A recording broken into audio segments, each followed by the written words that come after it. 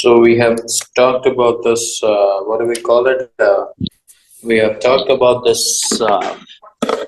OBG obstetrics. We have talked about the trimester and their complications yesterday. How about now? Shall we do the rest of the portion today? We have done with the trimester and their complications yesterday. Have you read it? Yes, sir. Okay. So how was it? Have you felt it fine or you felt it a little bit tough? Fine. Fine. Good. So third trimester, painless vaginal bleeding. What could be the diagnosis? Most probably CTG normal. Sorry. Placenta previa. What was that? Placenta? Previa. Okay. So again, third trimester, painful bleeding with abnormal CTG.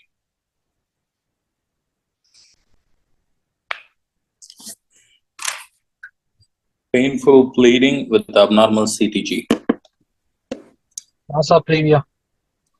Abruptio placenta. Okay, what was that? Abruptio placenta. Abruptio placenta. And abruptio placenta is emergency. You have to do that. You have to do this thing. What do we call it? A C-section immediately. Okay.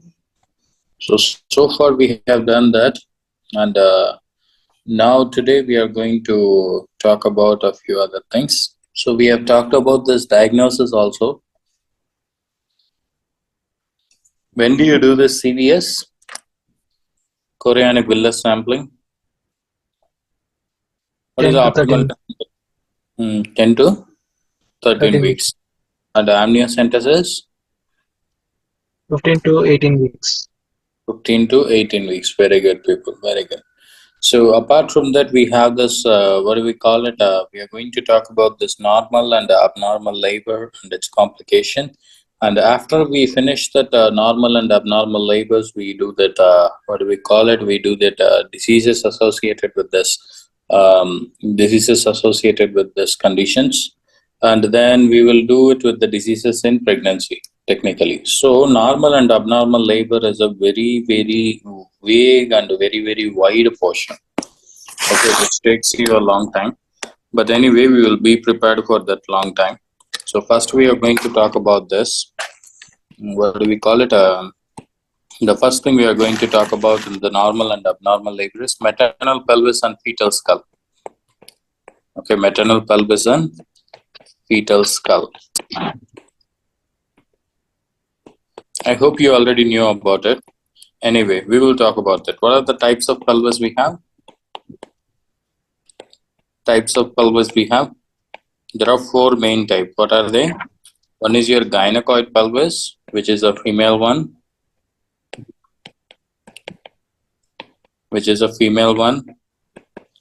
And it is the most common one. Female and most common type.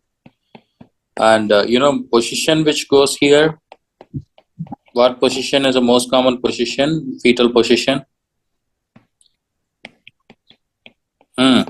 What was that?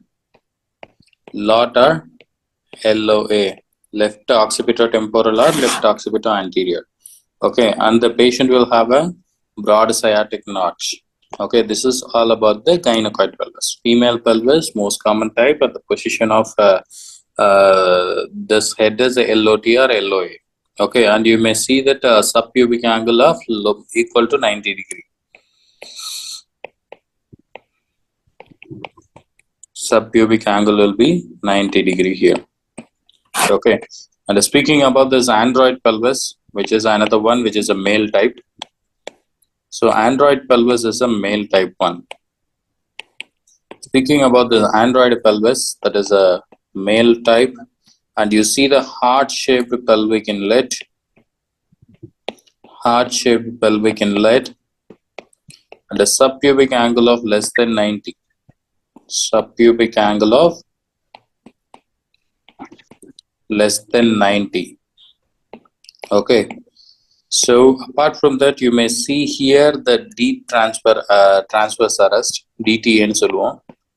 deep transverse arrest or persistent OPP will be there. Okay, va? Deep transverse arrest or persistent OPP position will be seen. Occipito-posterior position will be seen. So the delivery here is the instrument delivery. That's the common thing. Okay, so android pelvis, male pelvis, heart-shaped pelvic invert with the suprapubic angle of less than 90, and then you do the instrumental delivery. And the position for the android pelvis most commonly will be persistent occipito-posterior. Okay, and the third variety is this anthropoid pelvis. And speaking about this anthropoid pelvis, this is the only pelvis where the APD is more than anteroposterior diameter is more than the transverse diameter. Is the only thing where APD is more than the transverse diameter. And the most common position is direct occipito-posterior, direct OPP. And mostly we do the phase 2 pubes delivery here. Phase 2 pube delivery. Instrumental delivery for android and phase 2 pubes delivery for anthropoid pelvis. And the last one is the platyploid. Platyploid is the one where we don't know where to put it because that's the least common type and it is a flat pelvis. Least common and a flat pelvis. And you see the asynctalism, very important thing. Asynctalism is associated with platyploid pelvis and you do C-section for this platyploid pelvis. The only C-section is required in platyploid pelvis. So these are the things about the, like normal types of pelvis. There are 4 types: gynecoid, android, anthropoid, platyploid. And which one is a male type? Which one is a male type? Android. Android. And which one is a female type? AIIMS. And which one have a APD more than transverse? Anthropoid.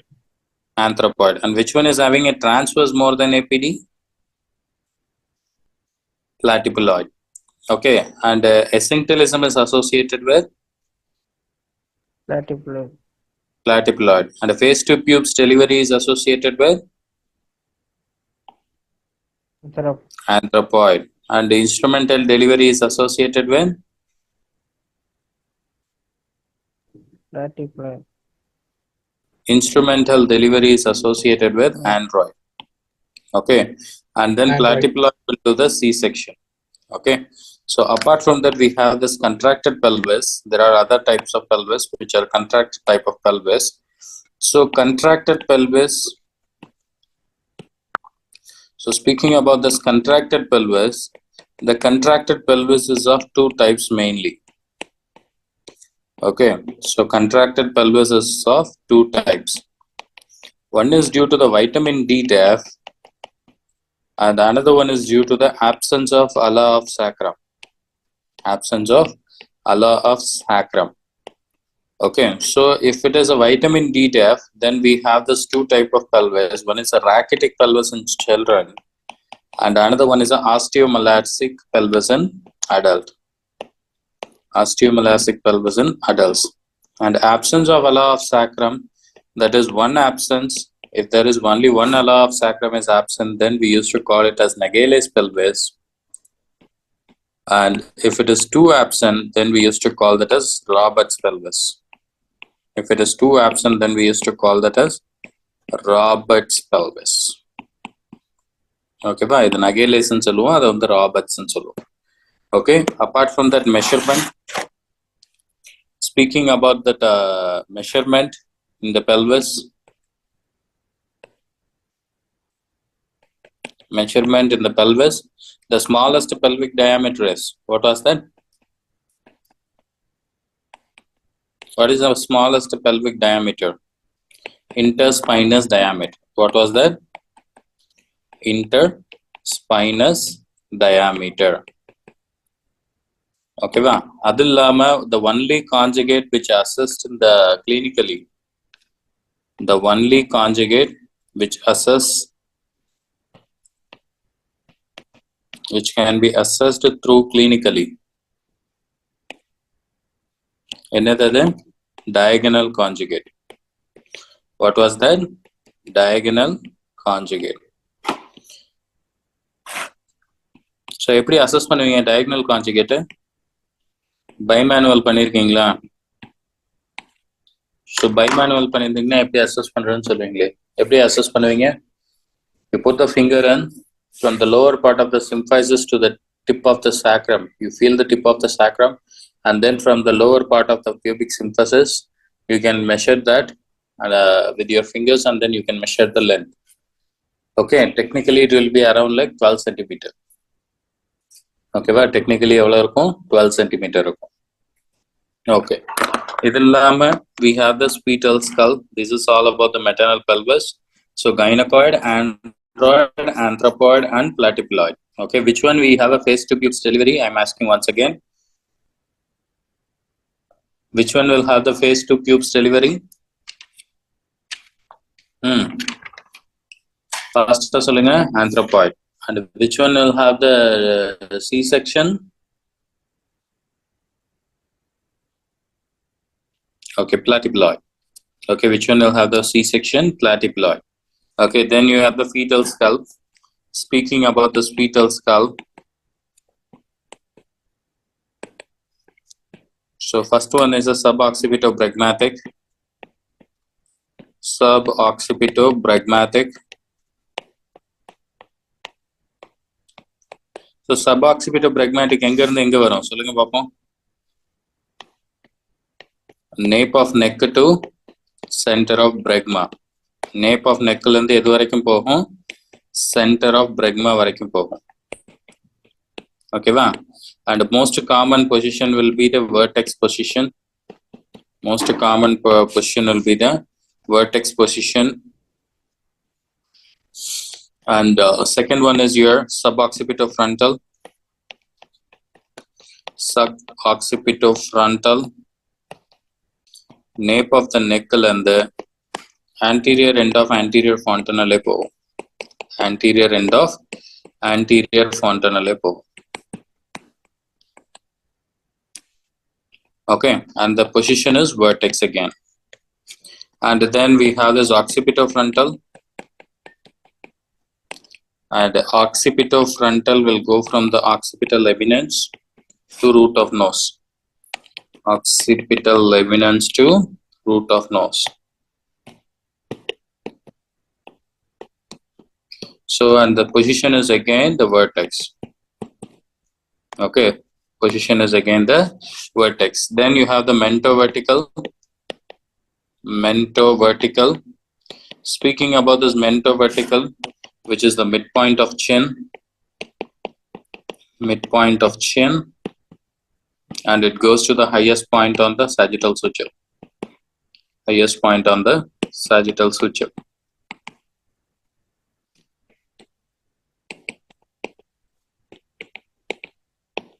And the presentation we do here is a brow presentation. And then we have the submentovertical. We have the submentovertical. Speaking about the submentovertical will go from junction of floor of mouth and neck, floor of mouth and neck to highest point of sagittal suture. Highest point on sagittal suture.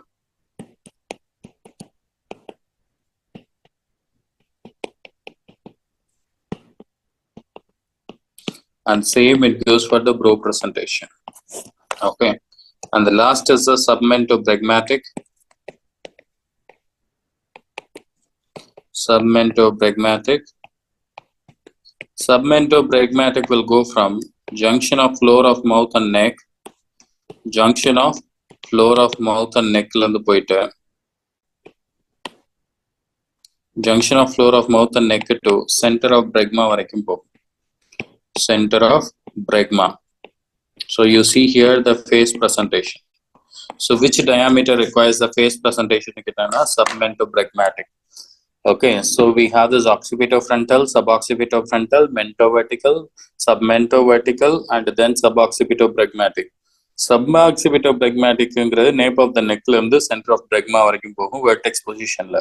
And submentobregmatic junction of floor of mouth and neck the center of bregma varaikkum pogum face presentation will be the common one. Okay, so apart from that, you have a mentovertical, submentovertical, which shows a brow, and then a suboccipital frontal and occipital frontal will show the vertex. So this is all about the fetal skull and maternal pelvis in a nutshell, people. So if absence of one ala of sacrum, it is a Naegele's pelvis. If the absence of two ala of sacrum, then it is a Robert's pelvis. The smallest pelvic diameter is the interspinous diameter, and only conjugate that can be assessed clinically is a diagonal conjugate, and between the lower part of the pubic symphysis to tip of the sacrum we can do it. Okay, and the only pelvis we do, the pelvis which we do only the C-section is the platyploid pelvis, and then the face to pubes delivery is anthropoid, and instrumental delivery is android.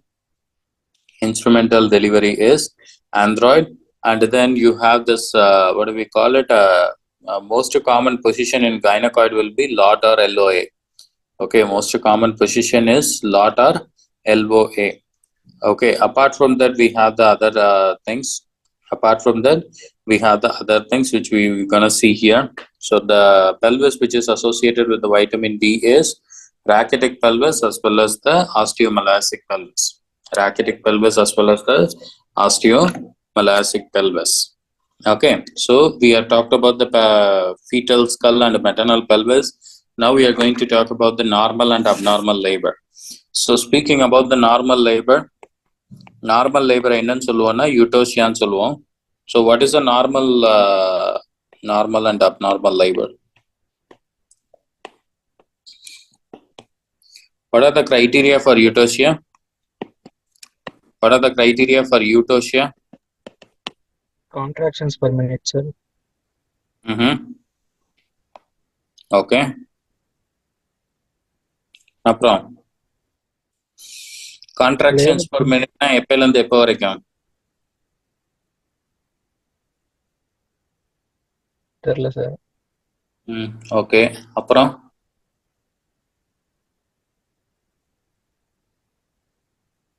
யூட்டேஷியான்றது normal delivery. ஒரு normal டெலிவரியில என்னென்ன criteria ஃபிட்டா இருக்கணும்? That's the question. Labor pain first, labor pain, sir. Okay. Cervical dilatation.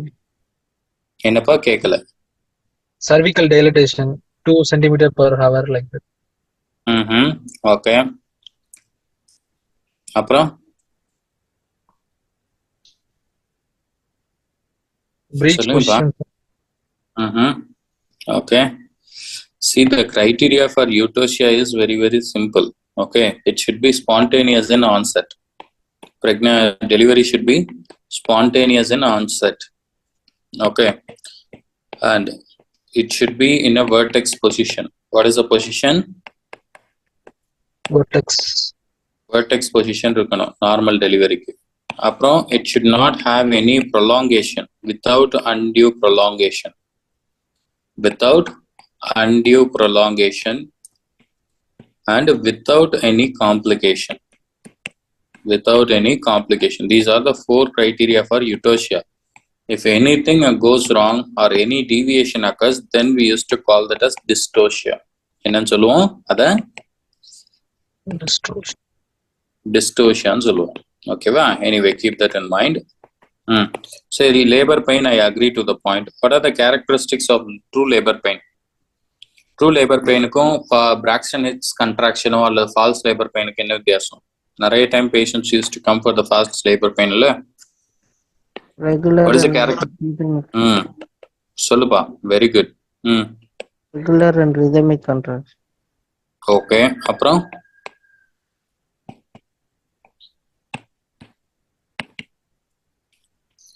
அப்புறம் வேற என்ன இருக்கும்? Thick cervical mucus. Thick cervical mucus. Okay. அப்புறம் முக்கியமான ஒண்ணு இருக்கணும்பா. அது என்ன தெரியுமா? vaginal show positive இருக்கணும், spotting of blood, vaginal show positive இருக்கும். And a true labor pain positive இருந்ததுன்னா, if it is really a true labor pain, then you see the bag of water will broke. What was that? Bag of water will broke. Okay, and then you will see the cervical dilatation. That's the main one. Bag of water break ஆகி cervical dilatation போச்சுனாலே patient laborக்கு progress ஆகுறாங்கன்னு அர்த்தம். ஓகேவா? And then you can expect the pain at the lower abdomen which is radiating to back. Lower abdomen which is radiating to back. வெறும் abdominal pain மட்டும் வந்தா அது false labor pain.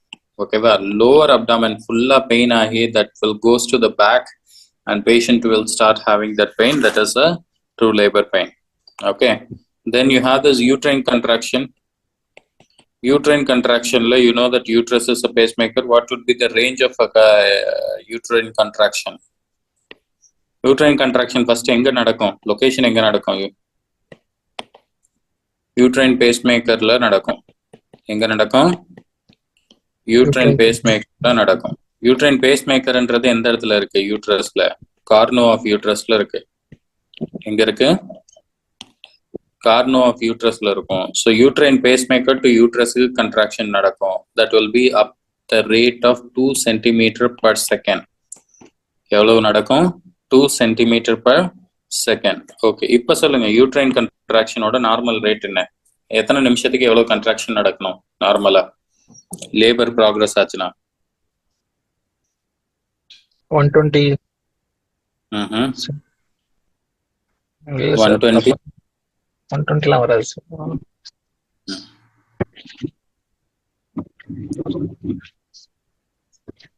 Okay. You have to remember 3 contractions in 10 minutes. எவ்வளவு? 3 contractions in 10 minutes.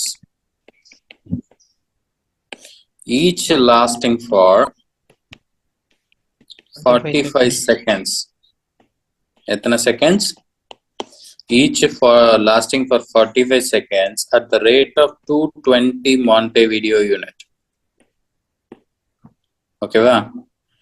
At the contraction potential of 220 Montevideo unit, each lasting for 40 seconds, 10 நிமிஷத்துக்குள்ள 3 contraction நடந்ததுன்னா, then that is a uterine pregnancy, labor uterine contraction. Okay, va? That's a labor uterine contraction. Then you have the stages of labor.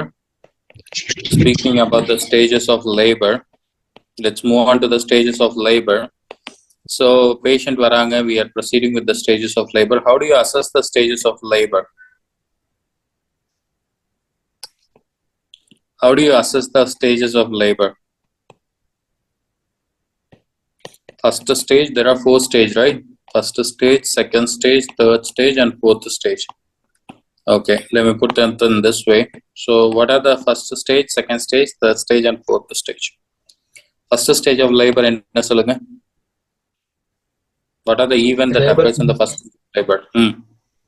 Labor pain தான் sir first stage. Labor pain contraction to complete a cervical dilatation. Yes, very good. Onset of labor pain to complete cervical dilatation. அது என்னது?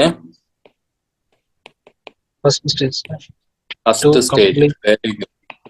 Onset of labor pain ல இருந்து complete cervical dilatation வரைக்கும் போறதுக்கு பேர் என்னது? First stage of labor. Second stage என்னது?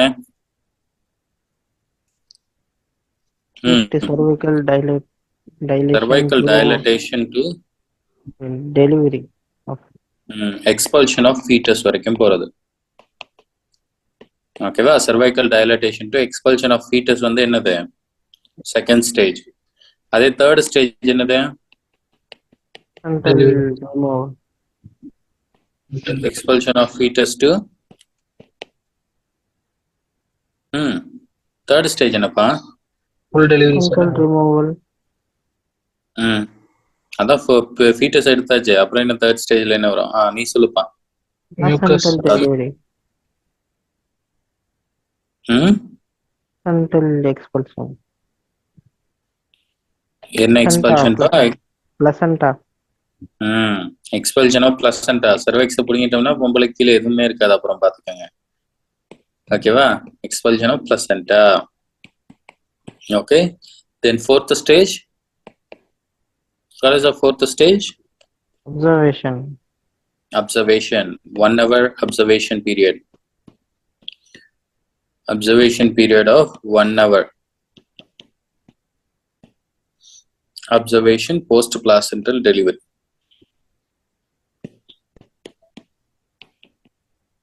Post placental delivery 1 hour observation period தான் fourth stage ன்னு சொல்லுவோம். Okay, fine. Now speaking about the first stage elaborate பண்ணுவோம். So first stage will be again divided into latent phase and active phase. Latent phaseங்கிறது என்னது, active phaseங்கிறது என்னது? What is that latent phase and what is that active phase?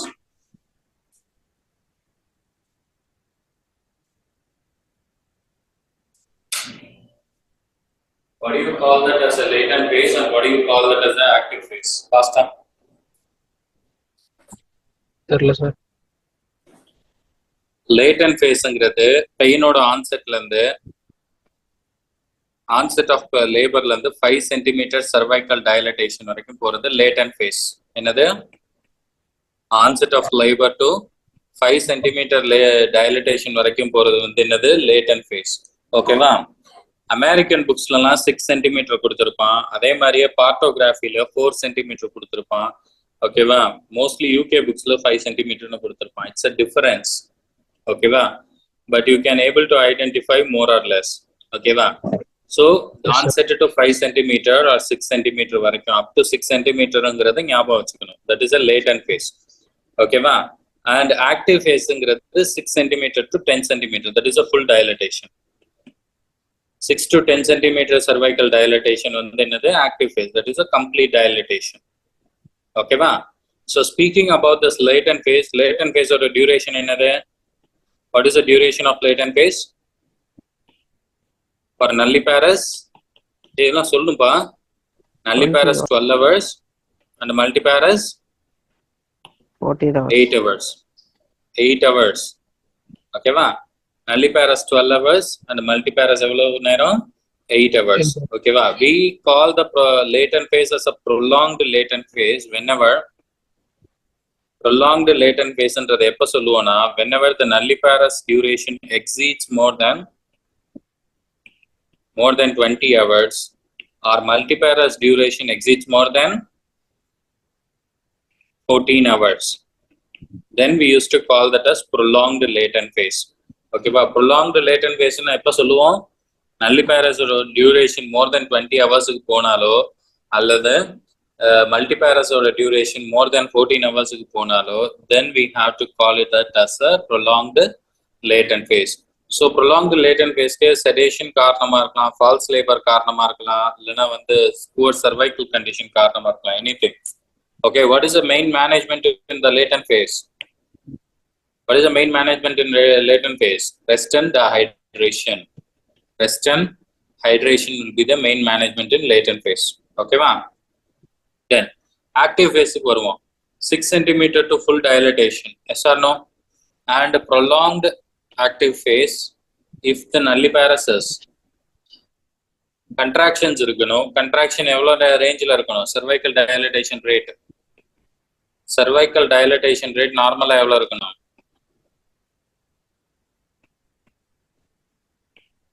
சொல்லுங்கப்பா. cervical dilatation rate நார்மலா எவ்வளவு இருக்கணும்? nulliparous-ல 1.2 cm per hour இருக்கணும். nulliparous-ல எவ்வளவு இருக்கணும்? 1.2 cm per hour இருக்கணும். multiparous-ல 1.5 cm. 1.5 cm per hour இருக்கணும். and similarly we go to the descent of a fetal head. descent of the fetal head பொறுத்த வரைக்கும் எவ்வளவு இருக்கணும்? active phase-ல centimeter. nulliparous க்கு 1 இருக்கணும் and multiparous க்கு எவ்வளவு இருக்கணும்? 2. okay, 2 cm இருக்கணும். very good. 2 cm per hour இருக்கணும். ஓகேவா? so when do you call this active phases arrested active phase? When do you call that active phase as arrested active phase?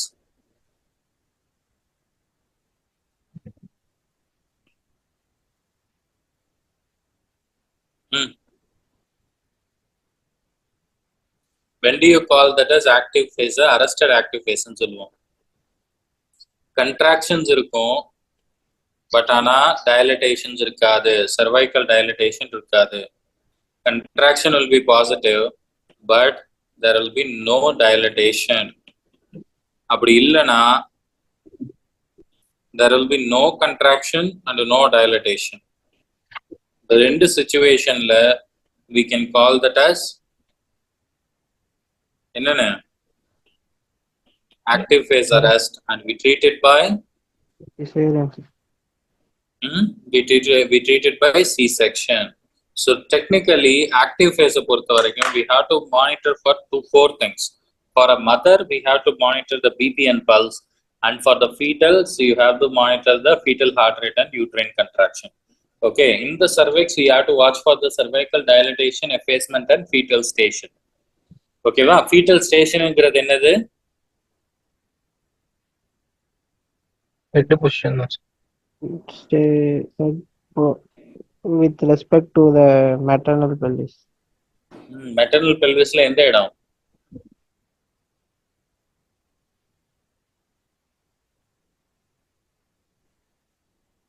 The station +2 +3 எல்லாம் சொல்றோம்ல, அப்படின்னா என்னது?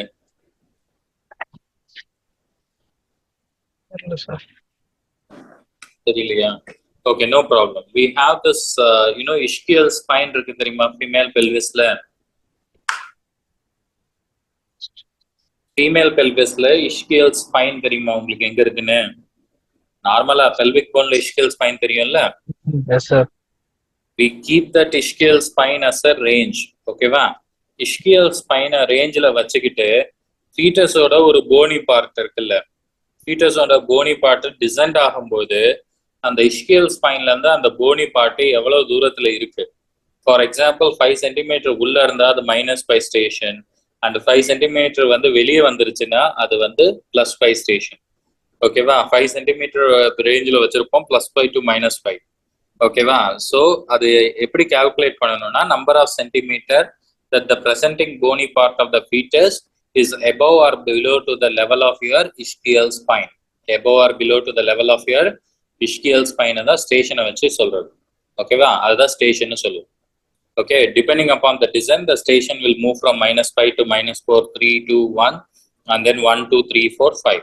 Okay, this is what we do. Okay, so there are 4 things you have to monitor in the case of a second active phase. Enna monitor pannum? BP, pulse, heart rate, and uterine contraction monitor pannum. Okay va? And speaking about the second stage, what is the second stage? What is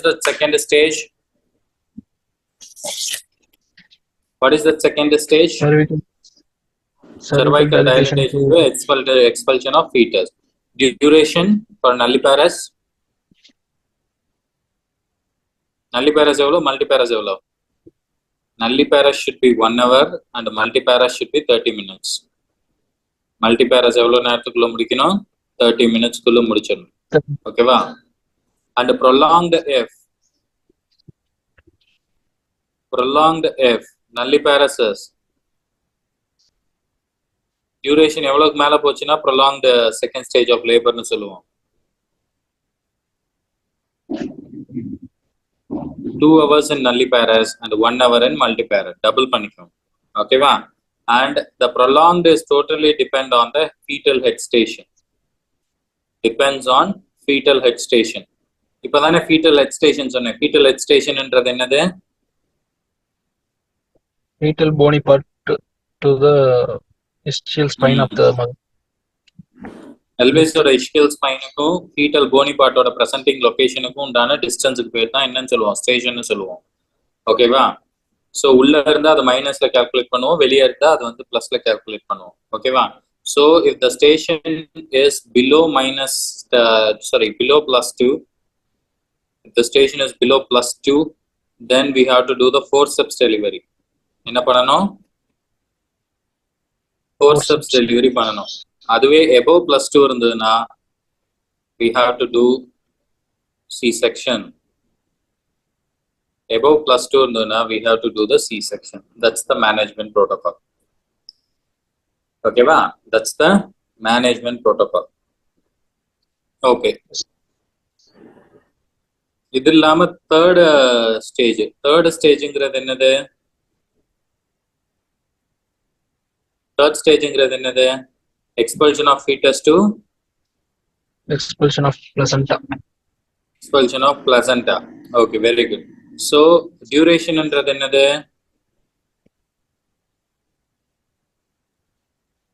Duration with the AIIMS active management of third stage of labor, it should be 5 minutes, and without AIIMS it should be 15 to 20 minutes. Okay, va? Without AIIMS it should be 15 to 20 minutes. Okay, so apart from that, more than 30 minutes மேல போச்சுனா it is considered as prolonged. More than 30 minutes மேல போச்சுனா it is considered as prolonged. Okay, va? What are the component of AIIMS?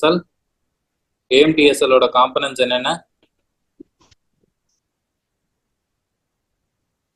சொல்லுங்கப்பா, AIIMS ஓட components என்னென்ன?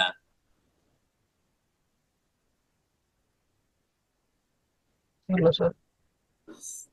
First one is use of oxytocin. இதெல்லாம் வந்து FMG ல கேட்ட question. ஓகேவா? uterine contraction யூஸ் பண்ணுவோம். ஓகேவா? Oxytocin T of 3 to 5 minutes. So we should not give them on the IV bolus. We will give them the continuous thing. Okay, second one.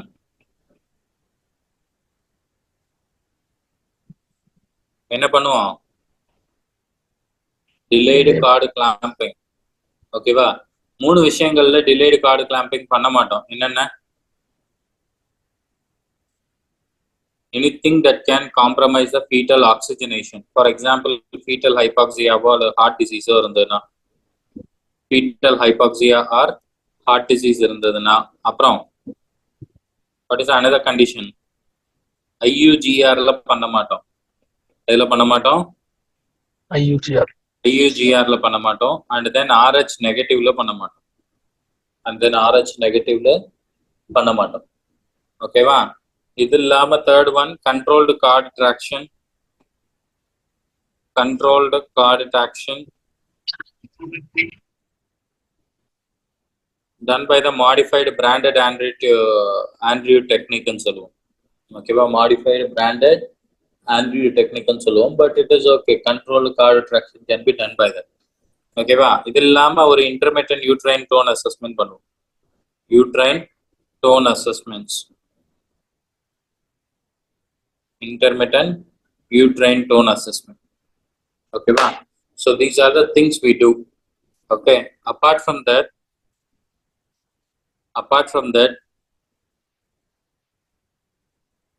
முடிங்க.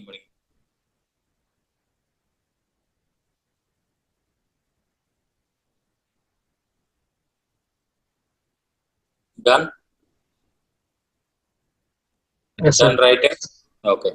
So speaking about that, apart from that, we have this decelerations in the labor, but FMG la adu jaasti kekradilla. But if you are going for the USMLE or PLAB, they ask you about this deceleration. So what is the deceleration? You see the partograph and you mark with that contractions and then heart rate. Okay. If the heart rate decrease is associated with the contraction, we used to call that as early deceleration. ஓகேவா? Notes மட்டும் எழுதிக்கங்க டெக்ஸலரேஷனுக்கு. ரைட்ல சின்னதா ஒரு இது மட்டும். ஓகேவா? கேட்டுட்டாங்கன்னா என்ன பண்றது? டெக்ஸலரேஷனை பொறுத்த வரைக்கும் இயர்லிங்கிறது இந்த ஹார்ட்டோட பார்ட்டோகிராஃப்ல கண்ட்ராக்ஷனோட டயக்ராமையும் பார்ட்டோகிராஃபோட ஹார்ட் டயக்ராமையும் பார்த்தீங்கன்னா, இந்த ஹார்ட் வேவ்ஸோட ரைஸும் கண்ட்ராக்ஷன் வேவும் நடந்ததுனால் இயர்லி டெக்ஸலரேஷன்ல there is a decrease in the heart rate associated with contractions irundadunal, then we used to call that as early deceleration, which is mainly due to head compression. Very important in the condition of at least ஞாபகம் வச்சுக்கணும். Okay, yearly deceleration is associated with head compression. Okay, next is a variable deceleration. Variable deceleration. Variable deceleration சம்பந்தமே இருக்காது. அது பாட்டு கண்டாபிட்டான் இருக்கும். கண்ட்ராக்ஷனுக்கும் heart ரேட்டுக்கு சம்பந்தமே இருக்காது. மெயினான ஒரு விஷயம், variable deceleration is associated with cord compression. ரொம்ப ரொம்ப ரொம்ப ரொம்ப இம்பார்ட்டன்டான ஒரு எம்சிக்யூ. அம்பிளிக்கல் கார்டு கம்ப்ரெஷன்ல வேரியபிள் டெக்ஸலரேஷன் தெரியும். ஓகேவா? அண்ட் தேர்ட் ஒன், அதை விட இம்பார்ட்டன்ட், லேட் டெக்ஸலரேஷன். ஓகேவா? Late deceleration, which is the most serious and the most dangerous one. ஓகேவா? ஹார்ட் ரேட் வந்து கண்ட்ராக்ஷன் ஆரம்பிச்சதுக்கு அப்புறமா குறையும், அதே மாதிரியே கண்ட்ராக்ஷன் முடியும் போது பேஸ் லைனுக்கு வரும். அதுக்கு பேர் தான் லேட் டெக்ஸலரேஷன் சொல்லுவோம். ஓகேவா? ஹார்ட் ரேட் வந்து கண்ட்ராக்ஷன் ஆரம்பிச்சதுக்கு அப்புறம் குறையும், அண்ட் கண்ட்ராக்ஷன் முடியும் போது பேஸ் லைனுக்கு திரும்ப வந்துடும். That is a late deceleration. And late deceleration is the most serious and most dangerous one associated with fetal hypoxia. Late deceleration என்ன கண்டிஷனோட அசோசியேட் பண்ணுவோம்? fetal hypoxia ஓட. ஓகேவா? Next is a synchtelism versus asynchtelism தெரியணும். So you know that the engagement, the greatest transverse diameter of the presenting part which passes through the pelvic inlet. ஓகேவா? So engagement என்னது? What is so called as engagement? ஒரு labour நடக்கும்போது first engagement நடக்கும், என்கேஜ்மெண்ட்டுக்கு அப்புறம் டிசென்ட்டுக்கு அப்புறம் flexion, அப்புறம் internal rotation, crowning, extension, restitution, external rotation. அதுதானே cardinal movements of labour.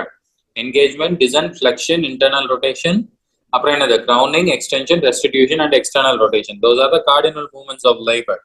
Okay, அதுல என்கேஜ்மெண்ட்ன்றது வந்து என்னன்னா, greatest transverse diameter of presenting part, transverse diameter of presenting part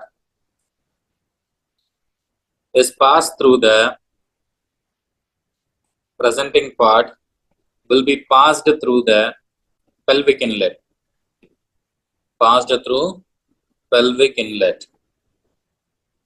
Pelvic inlet la baby oda presenting part போகும்போது whatever the skull oda greatest diameter வச்சு அந்த pelvic பார்ட்டோட, pelvic இன்லெட்டோட presenting பார்ட்டையும் வச்சு சொல்றதுதான் என்கேஜ்மெண்ட்னு சொல்லுவோம். ஓகேவா? ஸோ என்கேஜ்மெண்ட்ங்கிறது 2 டைப்ஸா இருக்கும். ஒன்னு சிங்டலிசம், இன்னொன்னு வந்து எசிங்டலிசம். என்னென்ன? சிங்டலிசம், another one is எசிங்டலிசம். ஓகேவா? சிங்டலிசம்ங்கிறது ரெண்டு பார்ட் ஆல்ரெடி சொல்லியாச்சு. ஒன்னு வந்து டிரான்ஸ்வர்ஸ் டயாமீட்டரோட கிரேட்டஸ்ட் பார்ட் பெல்விக் இன்லெட்ல இருக்கணும். ஸோ ஒரு மெட்டர்னல் ஃபீட்டல் ஹெட்டும் பெல்விக் இன்லெட்டும் தான் வந்து மெயின் காம்பனண்ட். ஸோ இதுல வந்து மெட்டர்னல் காம்பனண்ட் வந்து என்ன இருக்கும்னா டிரான்ஸ்வர்ஸ் டயாமீட்டர் இருக்கும் சிங்டலிசம்ல. அதுவே ஃபீட்டல் காம்பனண்ட் வந்து என்னன்னா சாஜிட்டல் சூச்சர் இருக்கும். Sagittal suture of the fetal head will lies in the transverse diameter of your pelvic inlet. அதை தான் என்ன சொல்லுவோம்? சிங்டலிசம்னு சொல்லுவோம். Sagittal suture of the fetal head lies in the transverse diameter of your pelvic inlet வந்து என்ன சொல்லுவோம்? சிங்டலிசம்னு சொல்லுவோம். ஓகேவா? Then this asynchtelism is seen in என்ன பெல்விஸ்லன்னு பார்த்து சொன்னேன்? asynchtelism என்ன பெல்விஸ்ல தெரியும்னு சொன்னேன்? சொல்லுங்கயா, asynchtelism என்ன பெல்விஸ்ல தெரியும்? பிளாட்டிப்ளாய்ட் பெல்விஸ்ல தெரியும். திறந்து பாருங்க, எழுதுனதுல இருக்கா? ஓகேவா? asynchtelism will be of two types. One is anterior and another one is a posterior. Anterior வந்து நெகேலேஸ் ஆப்ளிக்விட்டின்னு சொல்லுவோம். போஸ்டீரியரை வந்து லிட்ஸ்மேன் ஆப்ளிக்விட்டின்னு சொல்லுவோம். நெகேலேஸ் ஆப்ளிக்விட்டின்னு சொல்லுவோம், போஸ்டீரியரை லிட்ஸ்மேன் ஆப்ளிக்விட்டின்னு சொல்லுவோம்.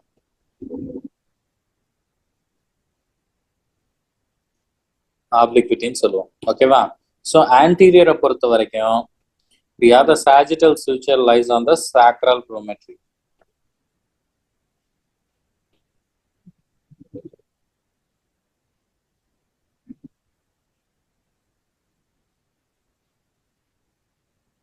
ஓகேவா? அண்ட் போஸ்டீரியரை பொறுத்த வரைக்கும் we have a same sagittal suture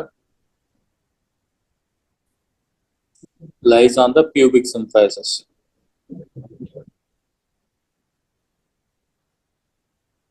pubic symphysis la ukandana, then we used to call that as Litzman obliquity.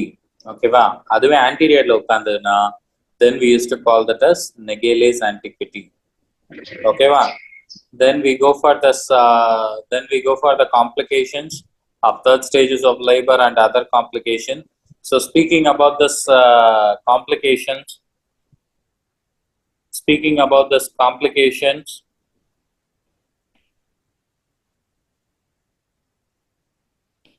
so first one is a PPH. PPH is ரொம்ப important.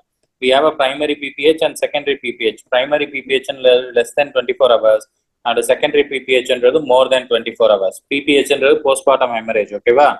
So primary PPH is less than 24, secondary PPH is more than 24. And the primary PPH or the most common cause is atonic PPH.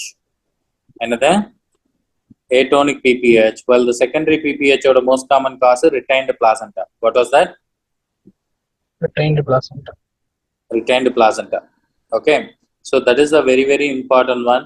And the succenturiate placenta la most common varum PPH. Okay, va? So PPH is an emergency. How do you manage it? How do you manage it?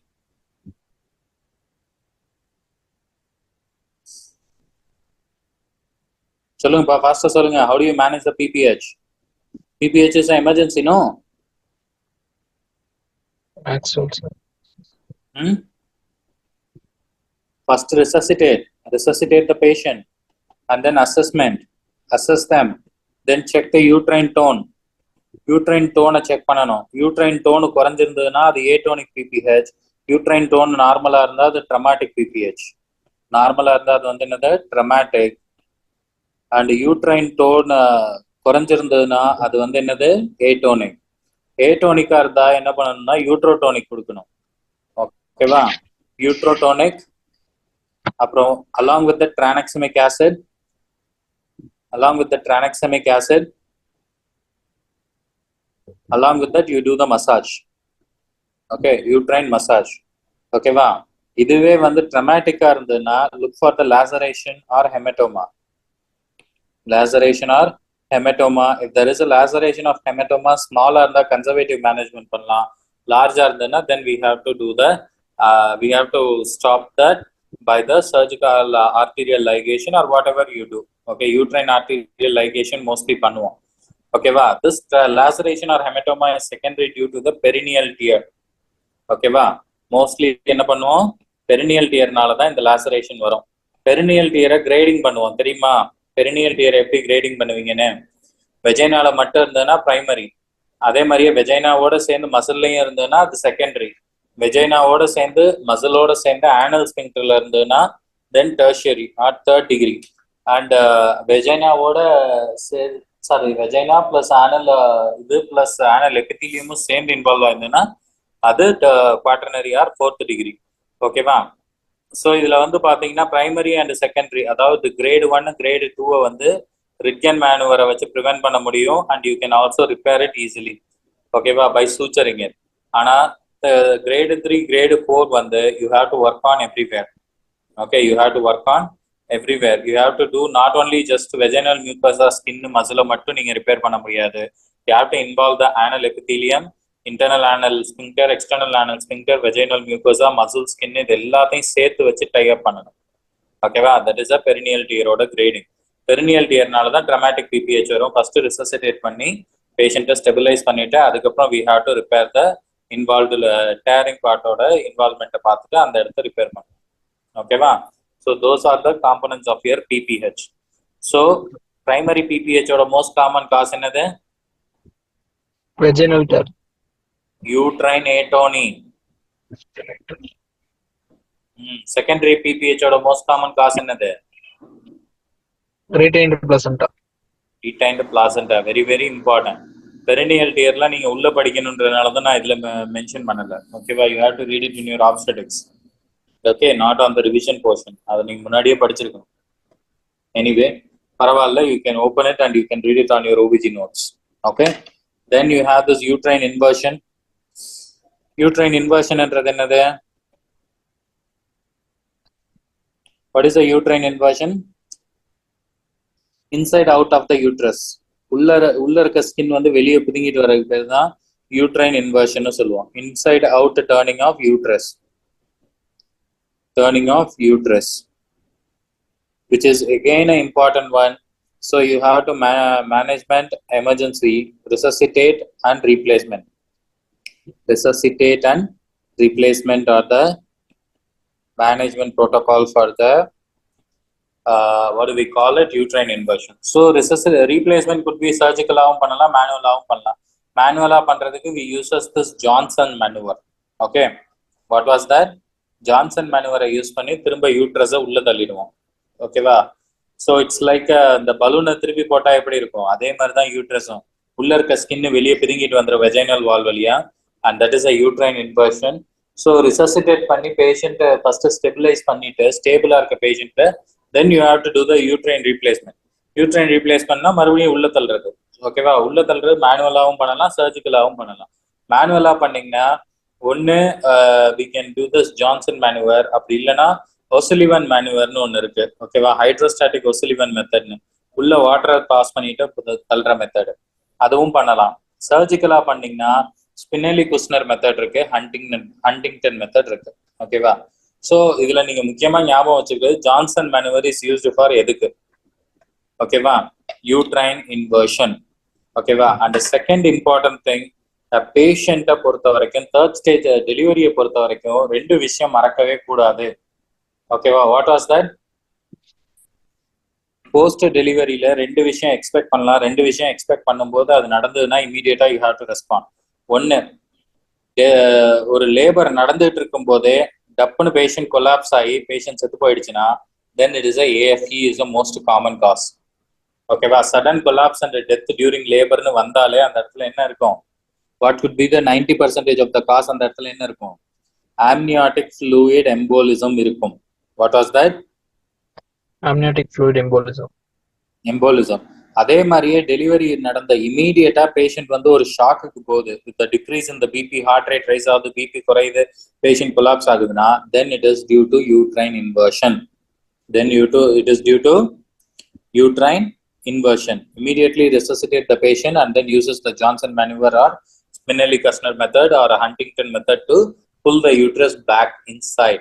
That is the management protocol. Okay va? So amniotic fluid embolism பொறுத்த வரைக்கும் என்ன ஞாபகம் வச்சுக்க சொன்னேன்? sudden death during the labor. Sudden death during the labor. Okay va? So postmortem ஃபைண்டிங்ல pulmonary வெசல்ல amniotic fluid இருக்கும், அதை அவங்க கொடுத்துருவாங்க கண்டிப்பா. பல்மனரி வெசல்ல போஸ்ட்மார்ட்டம் ஃபைண்டிங்ல என்ன இருக்கும்? ஆம்னியோட்டிக் ஃப்ளூயிட் இருக்கும். இருந்ததுன்னா that is amniotic fluid embolism. ஓகேவா? So these are the main common things you have to remember. And apart from that we have the shoulder dystocia. ஓகேவா? ஷோல்டர் டிஸ்டோஷியான்றது என்னது? ஃபீட்டல் ஹெட்டை delivery பண்ணிருவீங்க, ஷோல்டர் போய் maternal pubic சிம்பைசஸ்ல போய் stuck ஆயிடும். ஓகேவா? அப்படி ஸ்டக் ஆகிறதுக்கு பேர் தான் shoulder dystocia. You do the forceps delivery. And forceps delivery பண்ணீங்கன்னா என்ன பிரச்சனை அந்த இடத்துல வரும்? ஃபோர்செப்ஸ் டெலிவரி பண்ணும்போது அந்த இடத்துல என்ன பிரச்சனை வரும்?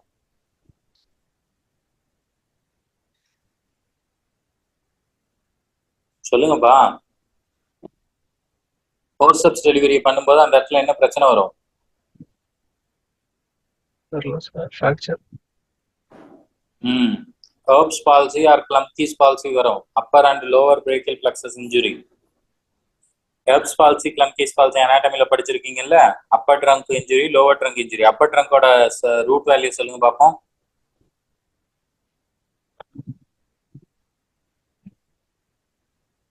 என்ன சொல்ல மாட்டீங்க? C345. சிறப்பு. அப்புறம் lower trunk ஓடது தெரியல சார். உடனே தெரிலன்ட்டாயா? Okay. C5 C6 is upper trunk and C8 T1 is lower trunk. C5 to T1 is a brachial plexus root. Among that, C5 C6 will form the upper trunk, C7 will form the lower trunk, C8 and T1 forms the lower trunk.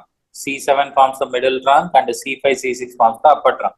Upper trunk injury தான் வந்து என்ன சொல்லுவோம்? Upper trunk injury தான் என்ன சொல்லுவோம்? Erb's palsy ன்னு சொல்லுவோம். Lower trunk injury என்ன சொல்லுவோம்? Klumpke's palsy ன்னு சொல்லுவோம். ஓகேவா? So now we move on to this area. Next important thing in the labor பொறுத்த வரைக்கும் உங்களுக்கு தெரிஞ்சுக்க வேண்டியது என்னன்னா Bishop score. What was the Bishop score? Components of Bishop score என்னென்ன சொல்லுங்க பாப்போம்.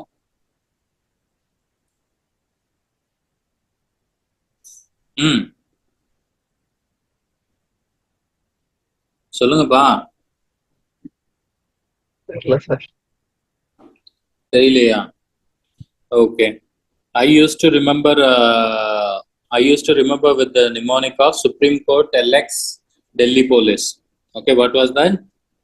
Supreme Court elect Delhi Police. Okay, so S stands for head station,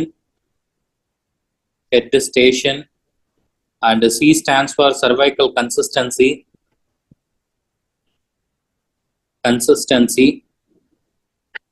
and another E stands for cervical effacement, and D stands for dilatation, and another P stands for position, dilation, position, effacement, consistency, and head station. Okay va? அதுவே modified Bishop score ல effacement க்கு பதிலா length use பண்ணுவோம். Length and modified Bishop score.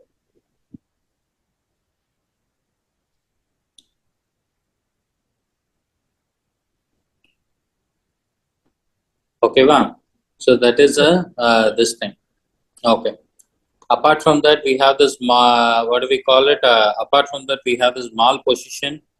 Speaking about the mal position, what is a mal position?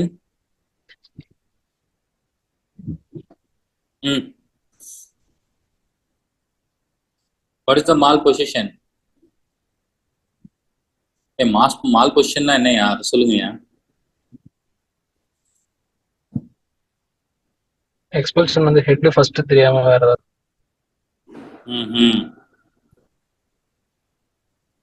அது mal presentation பா. Okay, anyway, mal position என்றது என்னன்னா any position of vertex other than flexed occipito-anterior or occipito-transverse. Flexed occipito-anterior or occipito-transverse ஓட position இல்லாம வேற என்ன position வந்தாலுமே அது மால் பொசிஷன் தான். What is the most common mall position? அதுதான் ரொம்ப ரொம்ப இம்பார்ட்டன்ட். கேட்டிருக்காங்க நிறைய தடவை கூட. சொல்லுங்க. What is the most common mall position? OPP, occipito posterior position. What was that? Occipito posterior position. Occipito posterior position எங்க சொன்னேன் உங்களுக்கு வரும்னு? Android and anthropoid pelvisல வரும். Android and anthropoid pelvisல வரும். ஓகேவா? So mostly in occipito posterior position இருக்கட்டும், any mal position இருக்கட்டும், mal position பொறுத்த வரைக்கும் favorable condition இருந்தா we can do the normal delivery. ஓகேவா? favorable condition இருந்தா normal delivery பண்ணலாம். ஓகேவா? இதுவே unfavorable condition இருந்தா look for the situation. ஓகேவா? unfavorable condition இருந்தா என்ன பண்ணணும்? You have to look for the situation. For example, it is in a DTA, deep transfer arrest இருந்ததுன்னா then you have to do the venous delivery or C-section. Venous or C-section or forceps delivery. Forcepsக்கு என்ன use பண்ணுவோம்? deep transfer arrestக்கு சொல்லுங்கப்பா. forceps என்ன use பண்ணுவோம்? Keyland forceps use பண்ணுவோம். என்ன forceps use பண்ணுவோம்?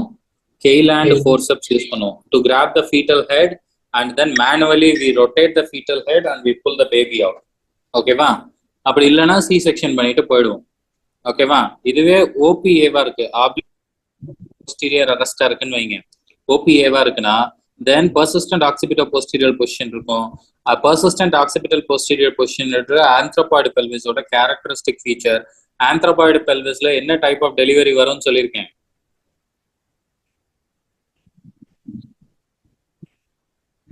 என்ன டைப் ஆஃப் டெலிவரி வரும்னு சொன்னேன் ஆந்த்ரோபாய்ட் பெல்விஸ்ல?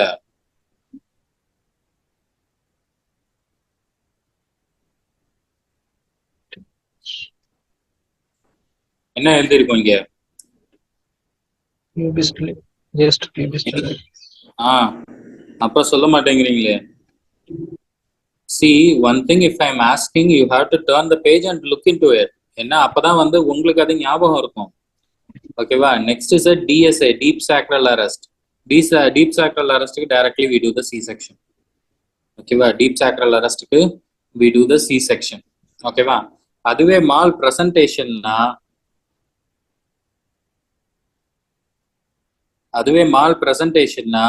presentation anything other than the vertex. ஓகேவா? anything other than the vertex.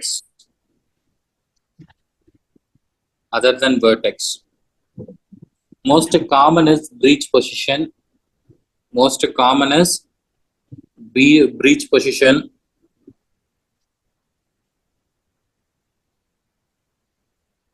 And apart from that, face and brow இருக்கும். எல்லாத்துக்குமே C section தான் பண்ணுவோம். What do we do? எல்லாத்துக்குமே C section தான் பண்ணுவோம் except the breech. ஏன்னா breach பொறுத்த வரைக்கும் மேனேஜ்மெண்ட் ஆஃப் breachன்றதே தனி. ஓகேவா? Management of breach baby more than 37 வீக்ஸ்ல இருக்கா? மேனேஜ்மெண்ட் ஆஃப் breach பொறுத்த வரைக்கும் பேபி மோர் தென் 37ல இருக்கா? பேபி மோர் தென் 37 வீக்ஸ்ல இருந்ததுனால் we can do the ECV, external cephalic version பண்ணலாம். ஓகேவா? அதுவே வெஜைனல் டெலிவரி இந்த பிரீச் எப்ப பண்ணலாம் சச்சுனி ஆண்ட்ரோ ஸ்கோர் 4க்கு மேல இருந்தா பண்ணலாம். அது இப்போதைக்கு உங்களுக்கு தேவையில்லை. ஓகேவா? அது இப்போதைக்கு உங்களுக்கு தேவையில்லை. ரிமெம்பர், எல்லா பிரீச்சுக்குமே நம்ம வந்து we have to do the C-section except the breech presentation. Breech presentationல we do the ECV if the baby is more than 37 weeks. ஓகேவா? அண்ட் சச்சுனி ஆண்டர்சன் ஸ்கோர் வந்து 4க்கு மேல இருந்ததுன்னா நார்மல் டெலிவரி பண்ணலாம். அப்படி இல்லைன்னா commonly we do for the elective or emergency C-section. ஓகேவா? C-section தான் பண்ணுவோம். Okay, what was that we do? C-section we do. Okay, clear about that? Yes, sir. Clear about that? Okay, now next is the operative obstetrics. So operative obstetrics பொறுத்த வரைக்கும்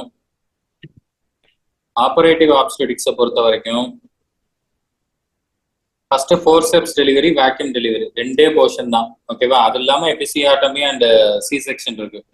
forceps டெலிவரியில என்னென்னலாம் இருக்குன்றத தெரிஞ்சுக்கணும். ஓகேவா? வெறும் ஹைலைட் மட்டும் சொல்றேன். ஹைலைட்டட் அண்ட் மக்கிட்டர். ட்ராக்ஷன் ப்ரெஷர் எவ்வளவு இருக்கணும்? சொல்லுங்கப்பா. பிரைமில 20 kg இருக்கணும், மல்டில 13 kg இருக்கணும். ஓகேவா? பிரைமில 20 kg இருக்கணும், மல்டில 13 kg இருக்கணும். ஓகேவா? அப்சல்யூட் கான்ட்ராஇண்டிகேஷன் ஆஃப் forceps டெலிவரி என்னென்ன? Absolute contraindications of forceps delivery: cephalopelvic disproportion, contracted pelvis, osteogenesis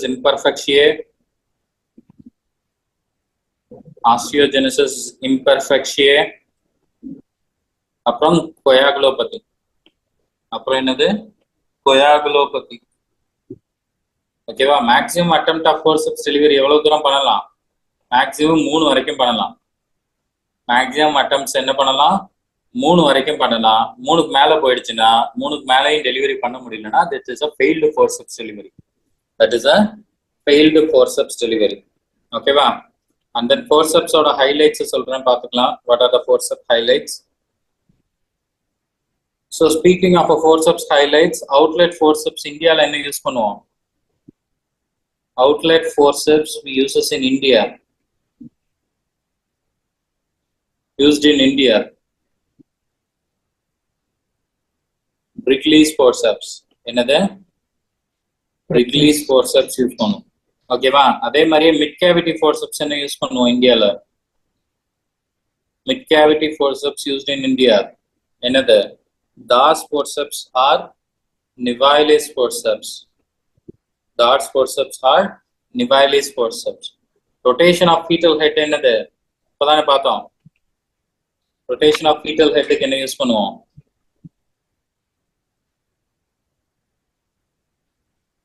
Tail and forceps. Okay va? And the delivery of after coming head எதை யூஸ் பண்ணுவோம்? ரொம்ப இம்பார்ட்டன்ட், பைப்பர்ஸ் ஃபோர்செப்ஸ். என்னது? Pipers ஃபோர்செப்ஸை வச்சு use பண்ணுவோம். ஓகேவா? Clear? Yes, sir. Okay, next is a vacuum delivery. Speaking about the vacuum delivery, vacuum எங்க வைப்போம்? Very important. Vacuum எங்க வைப்போம்? 3 cm anterior to posterior fontanelle. Posterior fontanelle க்கு 3 cm anterior வைப்போம். ஓகேவா? அப்படி இல்லனா 6 cm posterior to anterior fontanelle.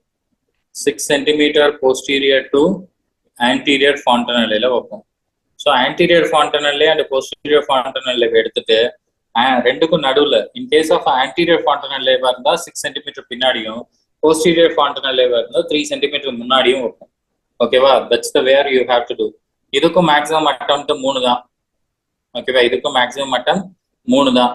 There are two cup sizes, 6 cm cup size and 5 cm cup size. 6 cm occipito anterior use பண்ணுவோம், 5 cm occipito posterior use பண்ணுவோம். ஓகேவா? 6 cm எதுக்கு use பண்ணுவோம்?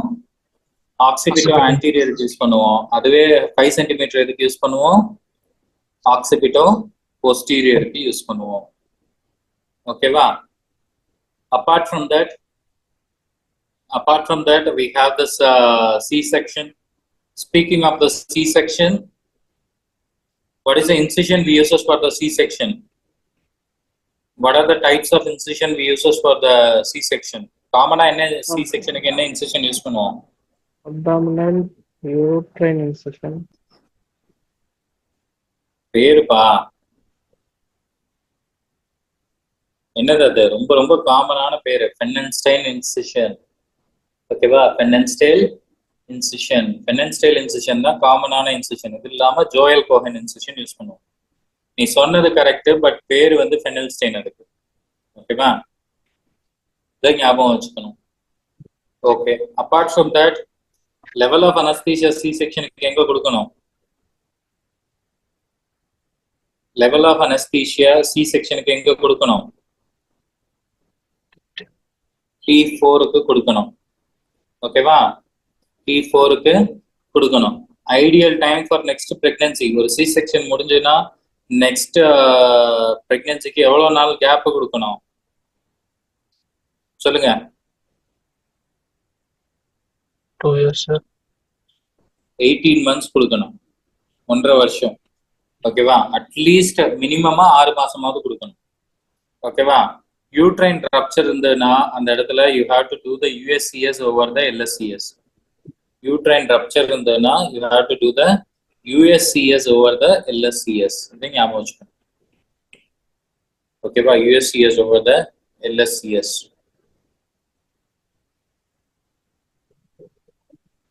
ஓகேவா? So these are the important things you have to know in terms of your normal and abnormal labor. Okay va? So take a break of 10 minutes and come back by time in our paper. What's the time now? 2:50, sir. 2:50. 3 o'clock varingla? Yes, sir. Okay, 3 o'clock vaanga, then we will do that. We will do the diseases in pregnancy and we will do the normal and abnormal menstruation in gynecology. By 3:30 I will give you one more break. Sorry, 4 o'clock I will give you one more break, and by 5 max we will finish up the gynecology also. Okay, gynecology ரொம்ப easy, ஜாஸ்தி நான் stress பண்ண விரும்பல. இப்போ கரெக்டாக டிப்பிக்கலாக ஒரு சில diseases மட்டும்தான் கைனகாலஜியில். ஸோ ஒரு 40 to 45 minutes நம்ம முடிச்சிடலாம். ஆப்ஸ்டெடிக்ஸை ஞாபகம் வச்சுக்கிறது தான் ரொம்ப கஷ்டம். அந்த ஆப்ஸ்டெடிக்ஸை நீங்கள் ஞாபகம் வச்சுக்கிட்டே ஆகணும். ஓகேவா?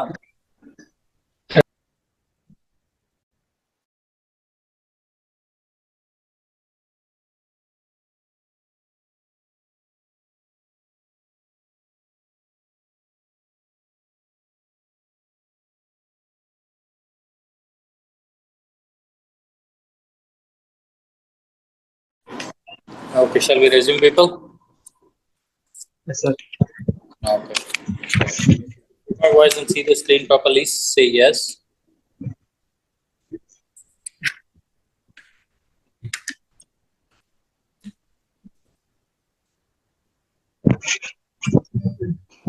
Yes, sir. Okay, much better. So now we are going to talk about the pregnancy problems. Now we are going to talk about the pregnancy problems. So speaking about this pregnancy problems, put it down here. Okay. Speaking about this pregnancy problems, so what are the common problems that the medical complications that the pregnancy may have? Okay, so first one is a hyperemesis gravidarium, we have already seen, and then the second one is what do we call it? This thing, what do we call it? Next one is a DVT or pulmonary embolism. So give the heading complications in pregnancy. Complications in pregnancy. And speaking about this complications in pregnancy, pulmonary embolism or DVT. So pulmonary embolism or DVT. So technically regular DVT மாதிரி தான் இதை treat பண்ணுவோம். ஓகேவா, ஒன்றும் பெரிய விஷயம்லாம் கிடையாது. Except the drugs we give is a different drugs. Okay. So query of a DVT இருக்கு ஒரு பேஷண்ட்டுக்கு. Consider the patient is coming with a DVT. You suspect that the patient is having a DVT. Then you have the leg symptoms are there. If there is a leg symptoms are there, then if it is a positive, then we do the Doppler. என்ன பண்ணுவோம், Venus Doppler எடுப்போம். ஓகேவா, அதுவே நெகட்டிவா இருந்ததுன்னா chest x ray. ஓகேவா, chest எக்ஸ்ரேவும் நெகட்டிவா இருந்ததுன்னா then we repeat the venous doppler. ஓகேவா, செஸ்ட் எக்ஸ்ரே நார்மலா இருந்தா ஓகே, அப்நார்மலா இருந்தா சிடி ஆன்ஜியோ பண்ணணும். ஓகேவா, செஸ்ட் எக்ஸ்ரே நார்மலா இருந்ததுன்னா செஸ்ட் எக்ஸ்ரே நார்மலா இருந்தா ஓகே, நார்மல் அப்நார்மல். ஓகேவா, so in case if it is a normal, you do the V/Q scan and speak about the V/Q scan. If it is negative, then no DVT. If it is positive, then you have to treat it with enoxaparin, low molecular weight heparin. Treat with LMWH. ஓகேவா, so அதுவே chest x-ray abnormal இருந்ததுன்னா do the CT angio. ஓகேவா, CD angio பண்ணிட்டு CD angio நெகட்டிவா இருந்ததுன்னா then you have to stop it, or it is a negative one, negative DVT. அப்படி CT ஆன்ஜியோல ஒண்ணுமே சொல்ல முடியலன்னா, இன்கன்க்ளூசிவா இருந்ததுன்னா then you have to do Doppler CT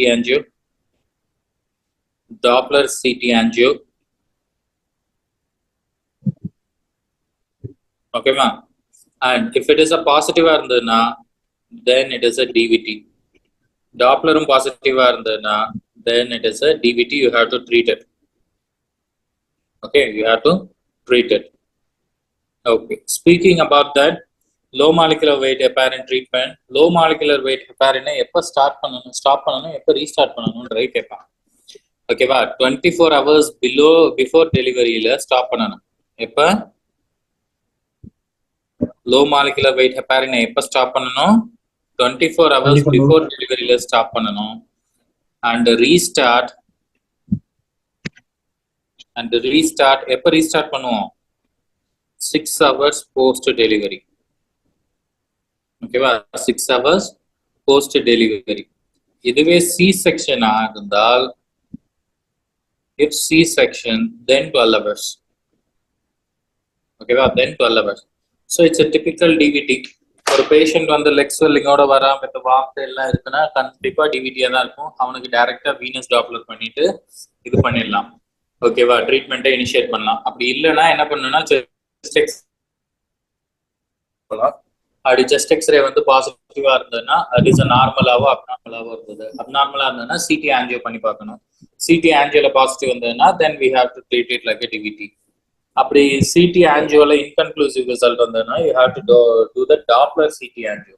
என்ன பண்ணணும், டாப்லர் சிடி ஆன்ஜியோ பண்ணணும். அண்ட் நெகட்டிவா இருந்ததுன்னா we can say that it is not a DVT. அதுவே செஸ்ட் எக்ஸ்ரேவும் நார்மலா இருந்ததுன்னா then we have to do the V/Q ratio. VBQ scan பண்ணி பார்க்கணும். VBQ scanல வந்து abnormal-ஆ இருந்ததுன்னா then we have to do the LMWH. ஓகேவா? Then we have to do the LMWH. Clear about that? Okay. Next is a thyroid disease. Speaking about this thyroid disease, thyroid disease பொறுத்த வரைக்கும் there will be an increase in the thyroid binding globulin and there is an increase in total amount of circulating hormone. Total amount of circulating thyroxine. Okay, well, so we have this pregnancy. In the pregnancy, we most commonly experience this hyperthyroidism. So, pregnancy induced hyperthyroidism or any hyperthyroidism associated with pregnancy, treatment is an important choice because you can give a first trimester. What is the drug you have to give in the first trimester and what is the drug you have to give in the second and third trimester? That's ரொம்ப காமனா கேட்கக்கூடிய ஒரு விஷயம். ஓகேவா? First ட்ரைமெஸ்டர்ல you have to give a PTU, propyl thiouracil, while second and third trimester you have to give a methimazole. ஏன் மெத்திமசால first ட்ரைமெஸ்டர்ல கொடுக்க மாட்டோம், ஏன் பிடியூ செகண்ட் அண்ட் தேர்ட் ட்ரைமெஸ்டர்ல கொடுக்க மாட்டோம்னா PTA is contraindicated in second and the third trimester. It can induce the uterine contraction and hematoma. Hepatotoxic also. AFLP complicate பண்றதுக்கும் வாய்ப்பு உண்டு. ஓகேவா? மெயினா வந்து பாத்தீங்கன்னா it will be having other destruction cases. Okay, while methimazole have the aplasia cutis இருக்கும், so that can able to destroy the RBCs and the fetusக்கு அது compromise பண்ணுன்றதுனால first ட்ரைமெஸ்டர்ல கொடுக்க மாட்டோம். ஓகேவா? ஏன்னா ஃபார்மேஷன் ஆஃப் பில்லஸ் அப்பதான் நடக்கும். ஓகேவா? Next is a gestational DM. ஓகேவா? Speaking about this gestational DM, gestational DM வந்து எப்ப நடக்கும், டெக்னிக்கலி எப்ப இன்வெஸ்டிகேட் பண்ண சொல்லிருக்கேன் gestational DM க்கு? 20 weeks. 24 to 28 weeks. 24 to 28 weeks we do the glucose tolerance test and glucose tolerance test will be positive. So what is this 1 hour glucose tolerance test என்றது என்னது? 50 gram of glucose கொடுத்துட்டு 1 hour கழிச்சு பார்த்தா எவ்வளவு இருக்கணும்? blood sugar more than 130 to 140 இருந்ததுனால் then it is a glucose tolerance test positive patient. Then if the glucose tolerance test is positive, then do the 75 gram OGTT. Do 75 gram OGTT. If all normal, then no DM in OGTT. OGTT la பண்ணக்கூடிய ரெண்டு வேல்யூமே நார்மலா இருந்தா then no DM. If more than 2 value has an increased glucose இருந்தா then that is a GDM. ரெண்டு வேல்யூக்கு மேல glucose அதிகமா இருந்ததுன்னா, abnormal glucose இருந்ததுன்னா then that is a GDM. ஓகேவா? ஃபர்ஸ்ட் எடுத்தோடனே மேனேஜ்மெண்ட் டயட் அண்ட் எக்ஸசைஸ் தான் பண்ணுவோம். Management is diet and exercise தான். ஓகேவா? டயட் அண்ட் எக்ஸசைஸ்ல கண்ட்ரோல் ஆகல சுகர்னா இன்சுலின் போடுவோம். ஓகேவா? But if the patient is refusing the insulin then you can go for, if refused then you can go for glyburide and metformin. Glyburide and metformin. ஓகேவா? Most common complication இதுல என்ன வரும்னா மேக்ரோசோமியா வரும். என்ன வரும்? மேக்ரோசோமியா வரும். அண்ட் நியோநாட்டல் ஹைப்போகிளைசீமியா வரும். ரொம்ப ரொம்ப மோஸ்ட் காமன் ரெண்டு காம்ப்ளிகேஷன் என்ன? Neonatal hypoglycaemia and macrosomia. Apart from that, you have this cardiac defect as well as this CADA equina syndrome. Apart from that, என்னென்ன வரும்? CADA equina. So இதுல வந்து most common system involved complicationல most common system involved ன்னு கேட்டாங்கன்னா CVS. ஓகேவா? most common congenital anomaly என்னன்னு கேட்டாங்கன்னா, this is FMG question people. Most common congenital anomaly என்னன்னு கேட்டாங்கன்னா macros இது gestational DM ல then you have to do VSD. அதுவே most specific என்னன்னு கேட்டாங்கன்னா CADA equina syndrome. CADA equina syndrome. ஓகேவா? அதுவே மோஸ்ட் ஸ்பெசிபிக் கார்டியாக் என்னன்னு கேட்டாங்கன்னா மோஸ்ட் ஸ்பெசிபிக் கார்டியாக் என்னன்னு கேட்டாங்கன்னா டிரான்ஸ்பொசிஷன் ஆஃப் கிரேட்டர் வெசல்ஸ். என்னது? Transposition of greater vessels. ஓகேவா? Transposition of greater vessel. Okay, that is the thing you have to remember. Okay, so apart from that, intrahepatic cholestasis of pregnancy, pruritus worsens at night. Adan typical ah kepanga. Okay va?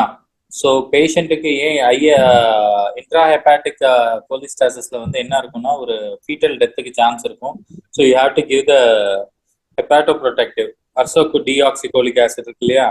So ursodeoxycholic ஆசிடை கொடுத்துட்டு ஒரு லேபரை 36 to 37 வீக்ஸ்ல induce பண்ணீங்கன்னா தென் கோலிஸ்டாசிஸ் வந்து பிரிஞ்சிடலாம், தப்பிச்சுக்கலாம். ஓகேவா? இந்த main is RH incompatibility.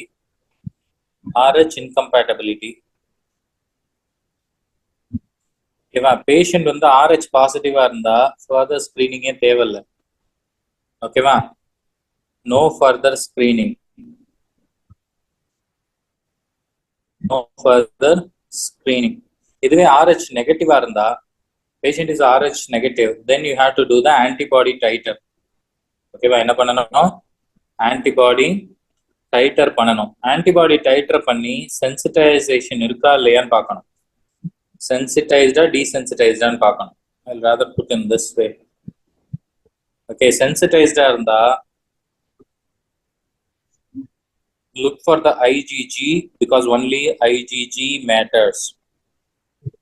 And if IgG is significantly raised, if significant, then there is a chance of fetal anemia. Fetal hemolytic anemia is a chance. Fetal anemia may occur. Okay va? இதுவே unsensitized இருந்தா then repeat after 28 weeks the test and give ROGAM, that is an antibody, and give ROGAM. Okay va? ROGAM 28 weeks la kuduthanu. Okay va? ROGAM 28 weeks la you have to give it, unsensitized irundal. Okay, then apart from that we have that infections பொறுத்த வரைக்கும் group B streptococcus, that is important because if not untreated before the labor you get a neonatal sepsis, very very important. ஓகேவா? streptococcus agalacea என்றது ரொம்ப ரொம்ப important. ஓகேவா? இது இல்லாம congenital rubella இருக்கும், blueberry muffin rash sensory neural டெஃப்னஸோட IgM IgG. ஓகேவா? And apart from that congenital CMV இருக்கும் அண்ட் கான்ஜெனிட்டல் வாரிசெல்லா இருக்கும். ஓகேவா? These are the things. And ரொம்ப சிவியரா போச்சுன்னா they may have a toxoplasmosis and syphilis. அதெல்லாம் வந்து டைரக்ட் இன்ஃபெக்ஷஸ் டிசீஸ்ல படிச்ச பாயிண்ட் தான் வரும், ஒன்றும் ஸ்பெசிஃபிக்கா வராது. எக்ஸப்ட் நம்ம இம்பார்ட்டன்டான விஷயம்னா இந்த குரூப் பி ஸ்ட்ரெப்டோகாக்கஸ் தான். எப்போ பண்ணுவோம்? ரெக்டோவெஜைனல் ஸ்வாப் 36 வீக்ஸ்ல பண்ணணும். ஏன்னா வந்து GBS பாசிட்டிவா இருந்ததுன்னா லேபருக்கு முன்னாடியே அதை ட்ரீட் பண்ணிடணும். ஓகேவா? லேபருக்கு முன்னாடியே அதை ட்ரீட் பண்ணிட்டோம்னா தென் வாட் வில் ஹேப்பன்? சொல்லுங்கப்பா. லேபருக்கு முன்னாடியே அதை ட்ரீட் பண்ணிட்டோம்னா என்ன ஆகும்? Come on man, what if we treat before the labor? Fast. If we didn't treat before the labor, it can progress into neonatal sepsis, that too severe neonatal sepsis. Okay va? That too a severe neonatal sepsis progress ஆகும். அதனால to prevent that we can do this. Okay, so with this we are completing the obstetrics completely. Okay, we are completing the obstetrics completely. Okay, so I give you the important things that you have to remember. Okay va? இதுல ஞாபகம் வச்சுக்க வேண்டியது என்னென்னன்ற சொல்றேன், ஞாபகம் வச்சுக்கணும். Okay va? So shall we begin the revision of obstetrics for 5 minutes and then we proceed with the gynecology? Yes sir. Okay, speaking about this spermatogenesis, yolk sac la epiblast எப்ப form ஆகும்னா 6th வீக்ல. ஓகேவா? SRY gene எங்க இருக்கு? Y chromosome. குரோமோசோம்ல இருக்கும், Y குரோமோசோம்ல இருக்கும். Duration என்ன? 74 days. First meiosis of oogenesis arrested at what phase? Prophase. Second is வந்து arrested at metaphase. ஓகேவா? And similarly, inhibin is secreted by Sertoli cells and testosterone is secreted by Leydig cells. Sex and fertilization occurs at the ampulla of fallopian tube, and then you have this most common site of implantation is posterior surface of upper uterine segment. Posterior surface of upper uterine segment, and decidua where are composed of decidua parietalis and capsularis. Hormone synthesis occurs in syncytiotrophoblasts. Syncytiotrophoblasts. Tobacco juice amniotic fluid is associated with IUFD. AFI of less than 5 centimeter indicates oligohydramnios. More than 25 indicates polyhydramnios. Okay, polyhydramnios. Half-life of HCG is 24 to 36 hours. And apart from that, you have this Naegele's rule. Apart from that, you have this GPTPAL score. And then first trimester screening. What is that first trimester duration is? 1 to 14 weeks. And second trimester will be 14 to 28 weeks. And the third trimester will be 29 to 40 weeks. And the third trimester will be 29 to 40 weeks. Goodell sign is softening of cervix. Ladden sign is softening of midline uterus. And then we have this Chadwick sign is bluish discoloration. And apart from the Chadwick sign, Hagar sign is softening of lower portion of uterus. Okay, cardiac output increases in pregnancy. Clotting factors increases in pregnancy except 11 and 13. And the tidal volume will increase in pregnancy and residual volume decrease in pregnancy. And the GFR increases in pregnancy. Okay, first trimester you have to give the folic acid of 0.4 mg per day, and then if there is rise, then you have to give a 4 mg. And the second trimester you have to do the triple R quad screening test. In the triple R quad screening test, if you are seeing that the AFP alone, AFP increases in dating error, NDT, and abdominal defect like omphalocele or gastroschisis.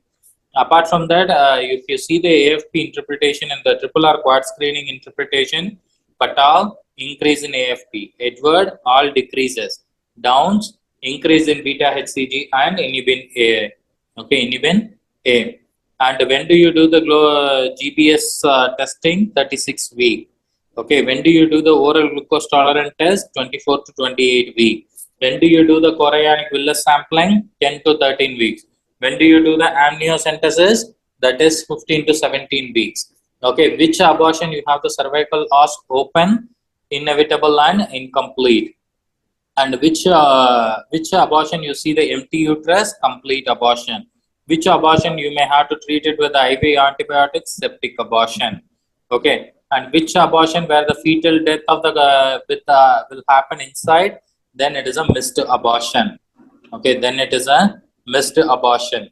Apart from that ectopic pregnancy, most common extra location is your ampulla of fallopian tube. Okay, most common location is ampulla of fallopian tube, and diagnosis beta HCG to confirm it and USG to locate it. Ruptured pregnancy stable. What is the mechanism of, what is the main treatment of option? Ruptured pregnancy, ectopic and stable. Ruptured ectopic pregnancy and stable. Surgery. Unstable, stabilization followed by surgery. Unruptured, methotrexate. Methotrexate 50 mg per body square meter into body surface area.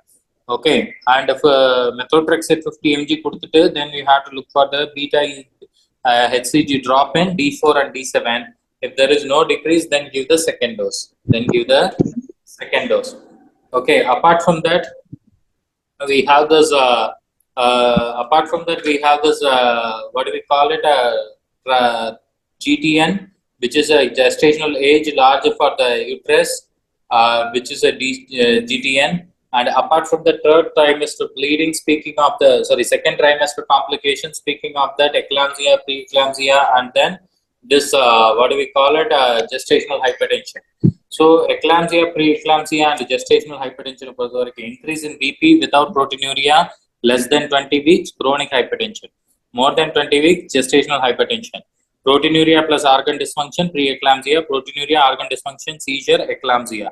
So the antihypertensive of choice is always the labetalol, hydralazine, and methyl dopa.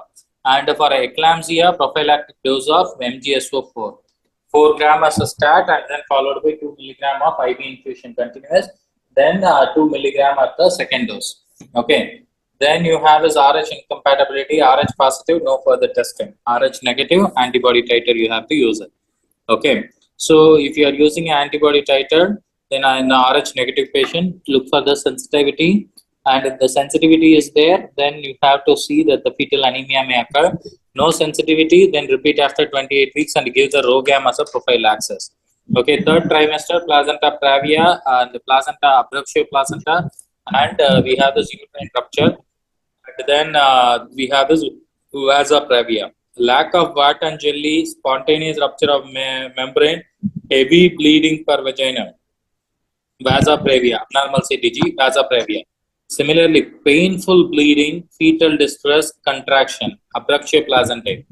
And painless vaginal bleeding, it is placenta pravia. No digital examination for placenta pravia.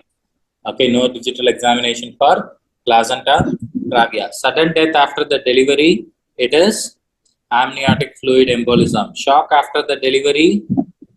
Shock after the delivery. Sepsis. Huh? Septic shock. Delivery in the uterine infection. Uterine inversion.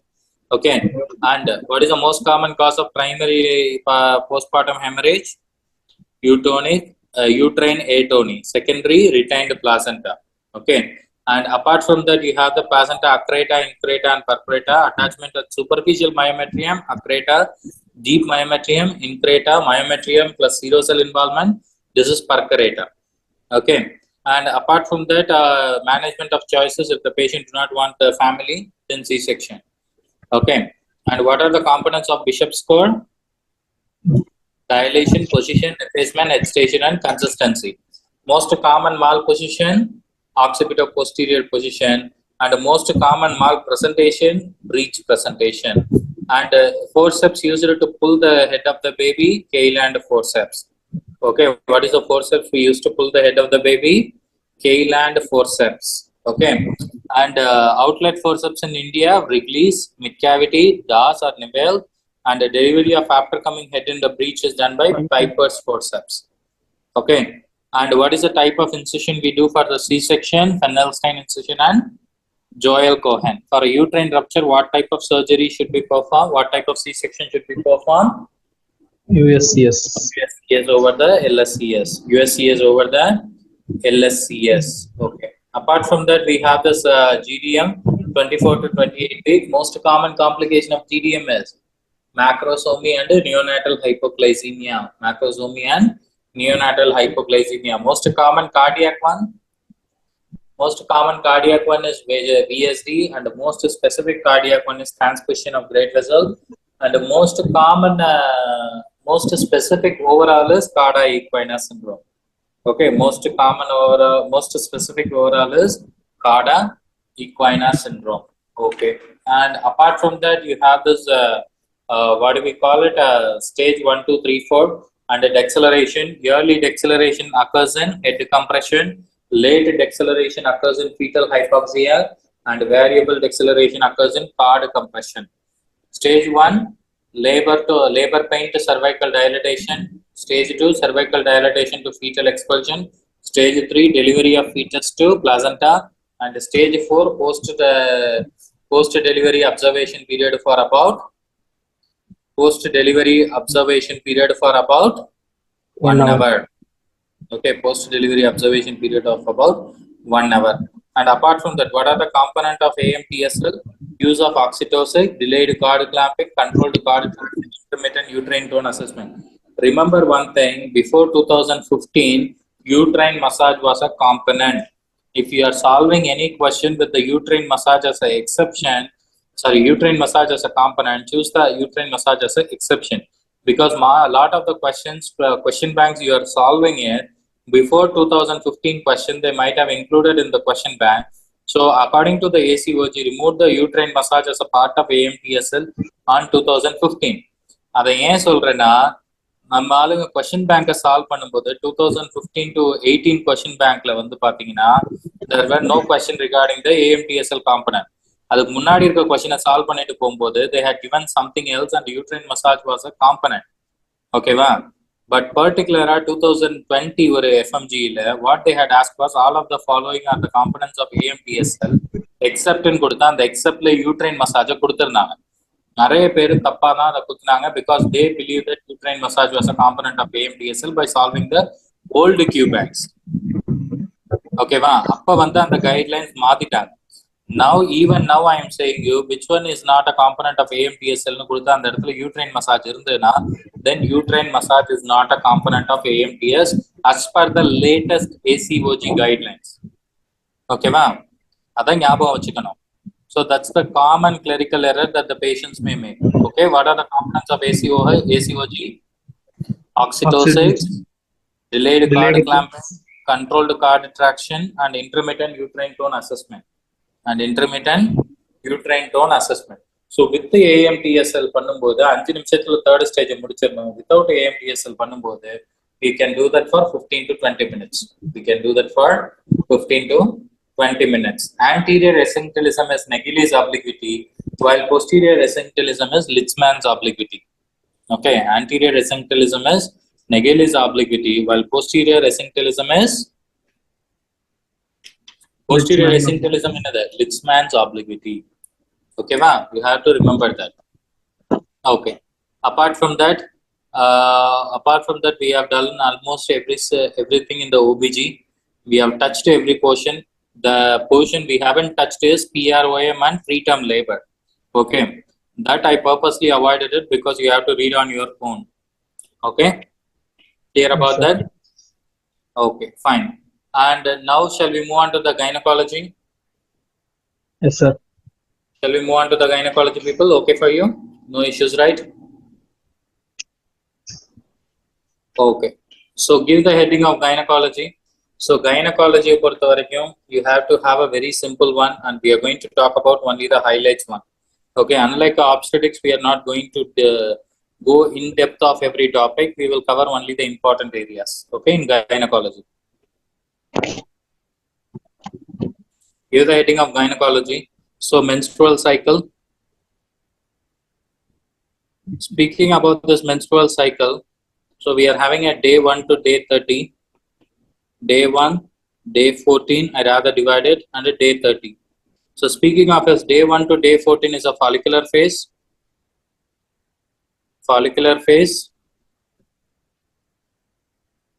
and a day 14 to day 28 is luteal phase, and the day 28 to day 30 is menstruating phase. Okay, so follicular phase is estrogen dominant. Follicular phase is estrogen dominant, and you see the development of follicle.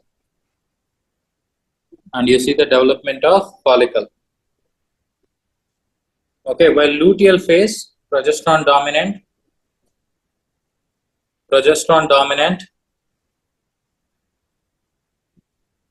and you see the corpus luteum development.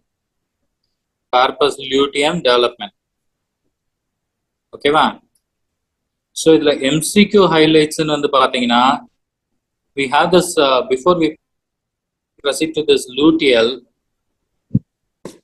before we proceed to this area, in this here we have this LH surge occurs. So when do you see the LH surge? LH surge occurs. எப்ப LH surge நடக்கும்? 36 hours before ovulation. Prior to ovulation. 24 to 36 hours prior to ovulation. Okay, அதே மாதிரி LH peak எப்ப நடக்கும்? 10 to 12 hours. 10 to 12 hours prior to ovulation. Okay, what is the hormone responsible for LH surge?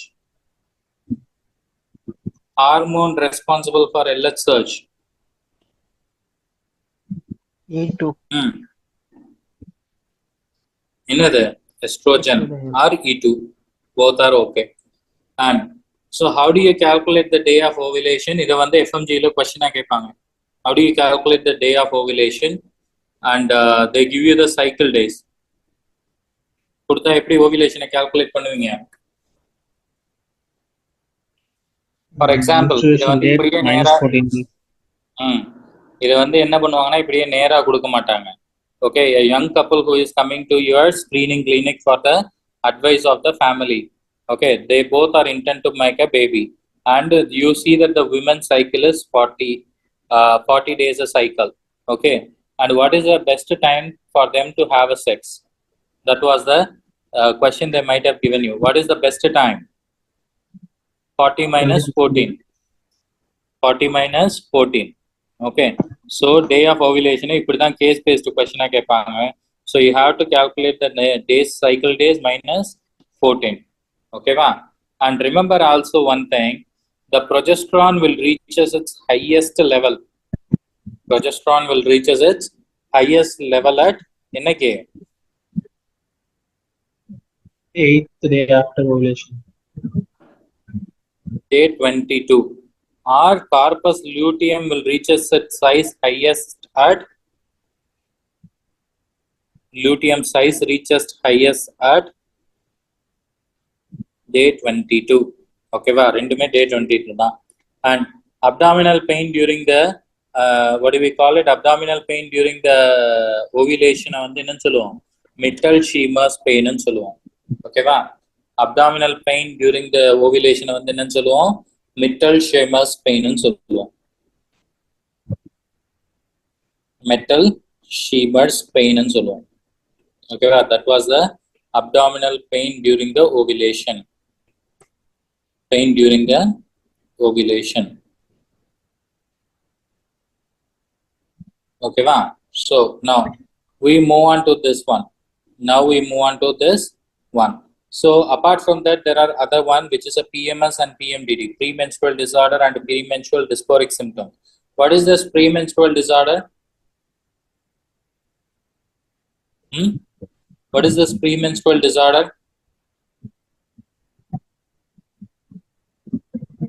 ஒரு பேஷண்ட்டுக்கு cyclical headache with irritation இருந்ததுன்னா that is a premenstrual disorder.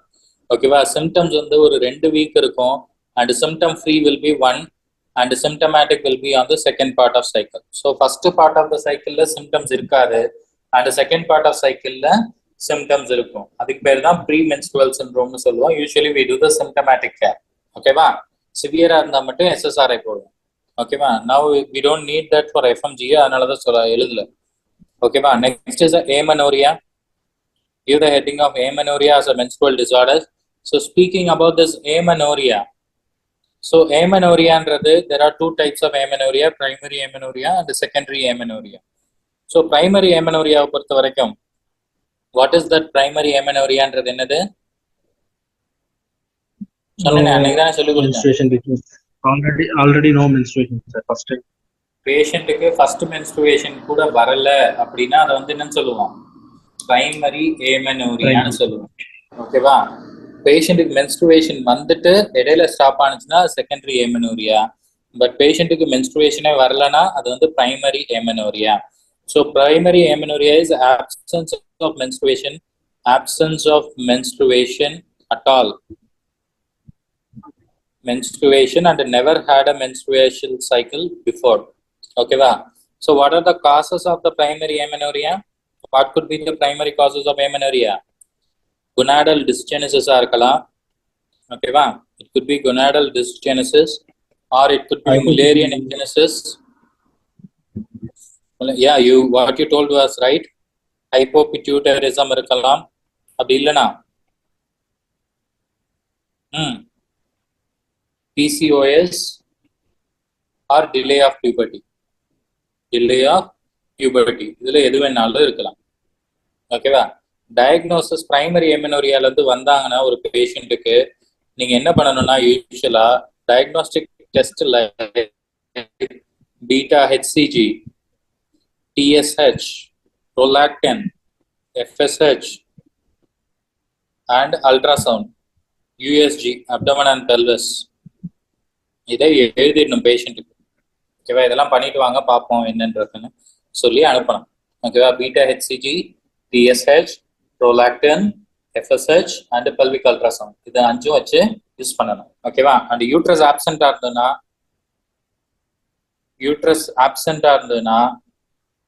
Okay, wow, you have the secondary sexual characteristics. இருக்கான்னு பார்க்கணும். ஓகேவா, uterus ஆப்சென்டா இருந்த அல்ட்ராசவுண்ட்ல secondary sexual characteristics இருக்கான்னு பார்க்கணும். ஓகேவா, அப்படி செகண்டரி செக்ஷுவல் கேரக்டரிஸ்டிக்ஸ் நார்மலா இருந்ததுன்னா then you have to do the காரியோடைப்பிங். என்ன பண்ணணும்? காரியோடைப்பிங் பண்ணணும். ஓகேவா, அதுவே செகண்டரி செக்ஷுவல் கேரக்டரிஸ்டிக்ஸ்ல ஒரு விரலைசேஷன் சைன் இருந்தாலும் காரியோடைப் பண்ணணும்.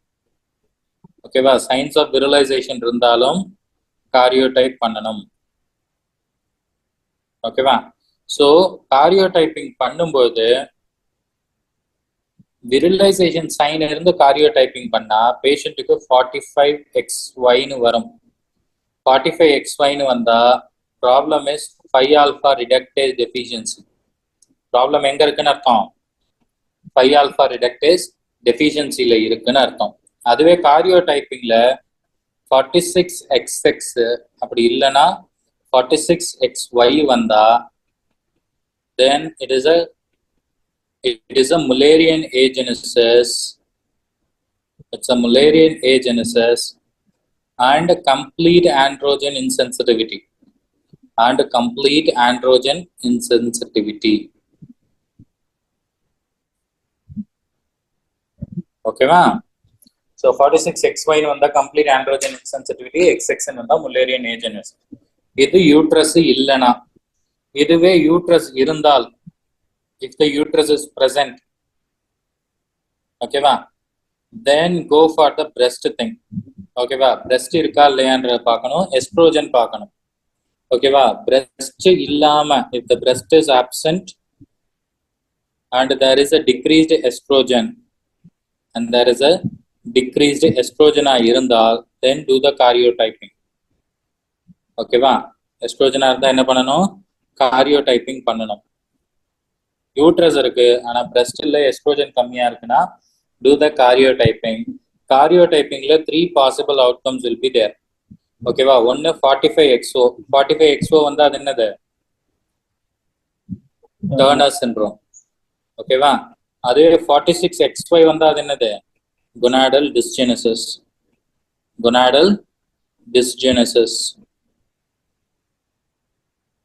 ஓகேவா, இதுவே 46XX வந்தா then it is a primary ovarian insufficiency.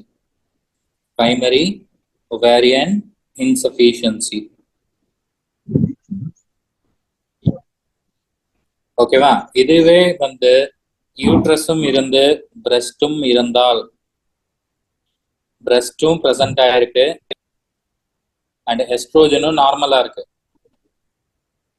Oestrogen is also normal. அப்படி இருந்தா ஆர்டர் த அல்ட்ராசவுண்ட் ஆர்டர் பண்ணணும். அல்ட்ராசவுண்ட்ல யூட்ரைன் அனாமலி ஏதாவது இருக்கான்னு பார்க்கணும். if there is no uterine anomaly இல்லனா then you have to rule out the underlying cause. வேற ஏதாவது cos இருக்கான்னு டயக்னோசிஸ் ஆஃப் எக்ஸ்க்ளூஷனுக்கு போகணும். ஓகேவா, அப்படி யூட்ரைன் அனாமலி இருந்ததுனால் யூட்ரைன் அனாமலி இருந்ததுனால் outflow tract will be disordered. ஓகேவா, இம்பர்ஃபரேட் ஹைமனா இருக்கலாம், டிரான்ஸ்வர்ஸ் வெஜைனல் செப்டமா இருக்கலாம், என்ன வேணாலும் இருக்கலாம். ஓகேவா, பட் ஆனா ப்ராப்ளம் வந்து மெயின் ஜெனிட்டாலியால இல்ல, அவுட்ஃப்ளோ ட்ராக்ல தான் இருக்குன்னு அர்த்தம். ஓகேவா, அவுட்ஃப்ளோ ஆகக்கூடிய ட்ராக்ல தான் இருக்குன்னு. So this is all about the primary amenorrhoea people.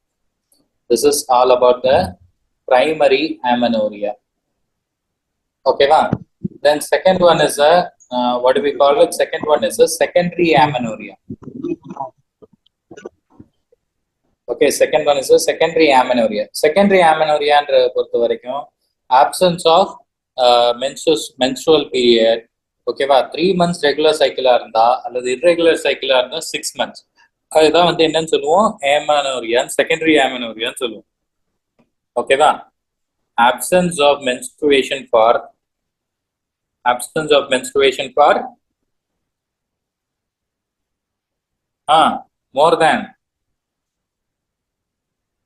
more than 3 if cycle is regular, more than 6 if cycle is irregular.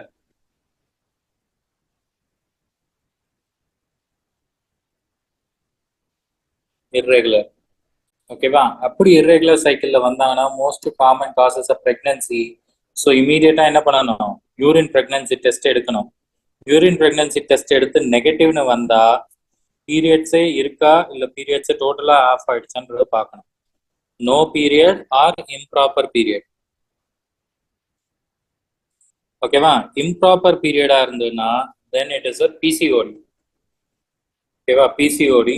R இதுவே நோ பீரியட்ஸா இருந்ததுனால் then Asherman you have to suspect, or Sheehan's you have to suspect, or you have to suspect the ovarian failure.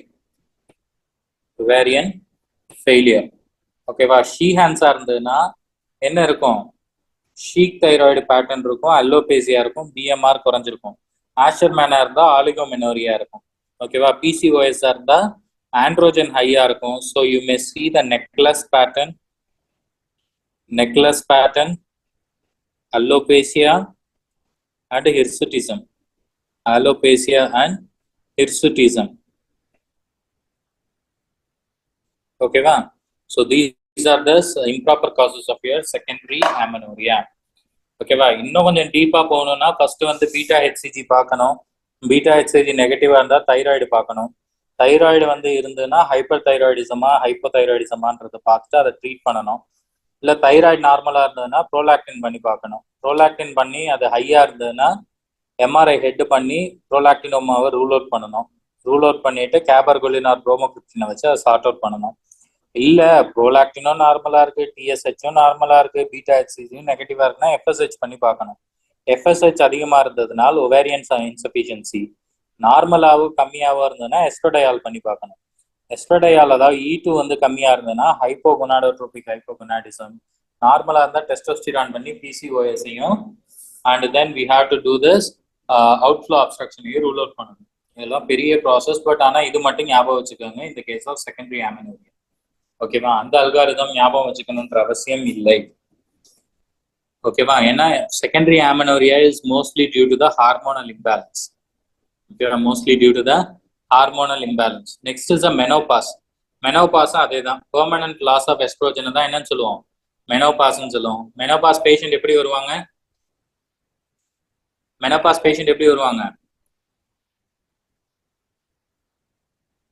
சொல்லுங்கப்பா. How does the menopause patient comes to you?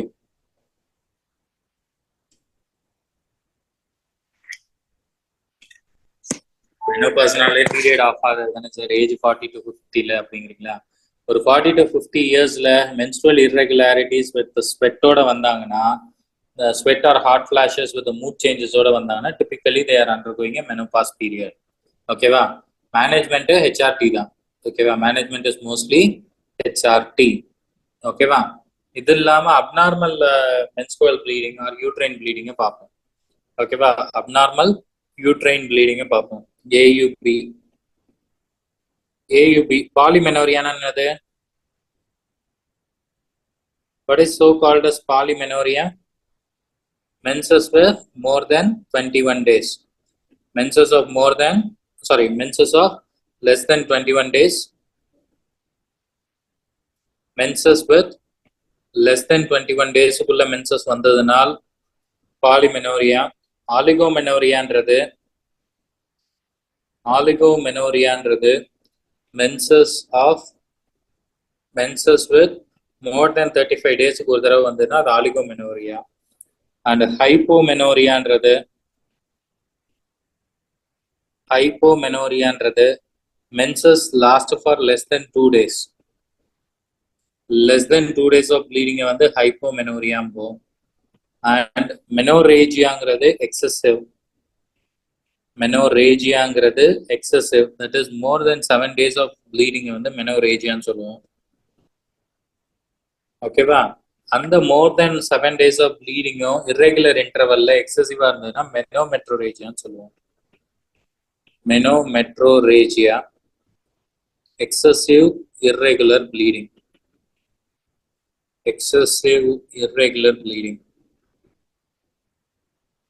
irregular bleeding. So symptomatic management தான். mild to moderate இருந்தா tranexamic acid போடலாம். சிவியரா இருந்தா vitals check பண்ணணும். Vital ஸ்டேபிளா இருந்தா ஒன்றும் ப்ராப்ளம் இல்லை.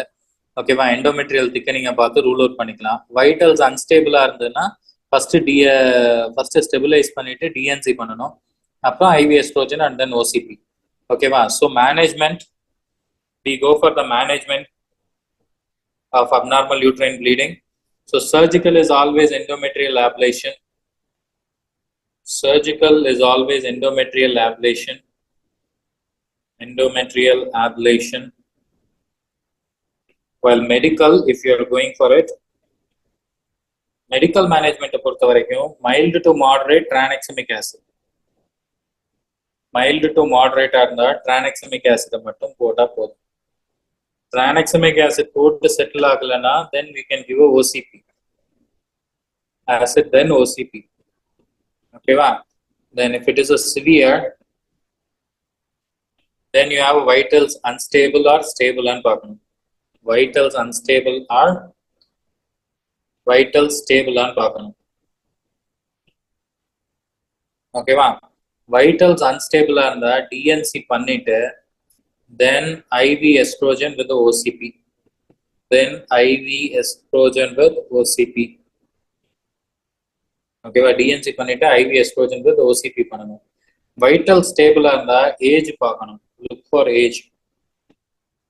Look for age. Look for age if the age is less than 45 or more than 45. Less than 45 years or more than 45 years. More than 45 years are the do the endometrial biopsy. Endometrial biopsy. Okay, ma. Either less than 45 years are the look for the endometrial thickness. Endometrial thickness. Thickness பார்த்துட்டு அது தின்னா இருந்தா no problem, estrogen plus OCP வச்சு close பண்ணிடலாம். high dose estrogen with OCP. estrogen plus OCP வச்சு clear பண்ணிடலாம். அதுவே திக்கா இருந்ததுனால் you have to give a OCP alone. Okay, அதுவே you have to thickா இருந்ததுனா you have to give the OCPs alone. Okay va? This is all about that. This is all about that. Okay va? Next is a post-menopausal bleeding. We talk about the post-menopausal bleeding. So post-menopausal bleeding என்றது என்னது? What is this post-menopausal bleeding, people?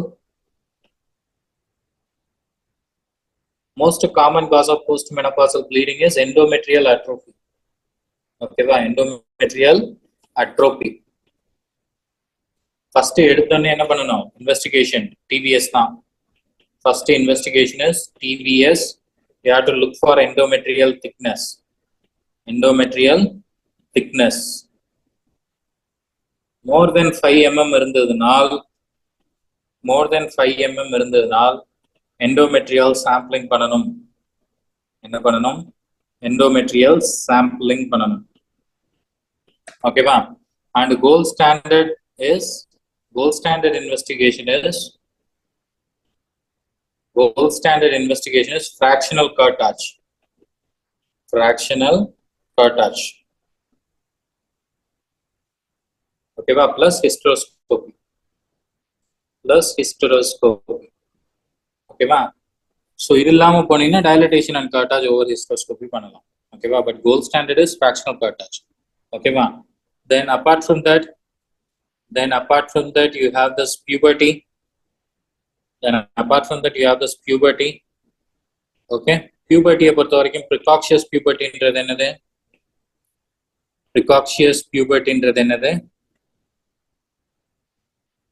Puberty occurs by male of less than 9 years and female of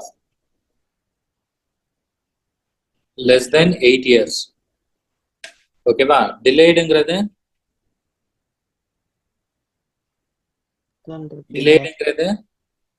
female of less than 13 and male of less than 12.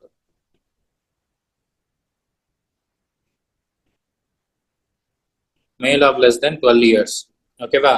Next is a precocious puberty oda causes என்னென்னலாம் இருக்கலாம்? What are the causes of precocious puberty? One, central or peripheral cause. Central or peripheral cause. Central ங்கிறது stimulation of your HPO axis, mostly idiopathic.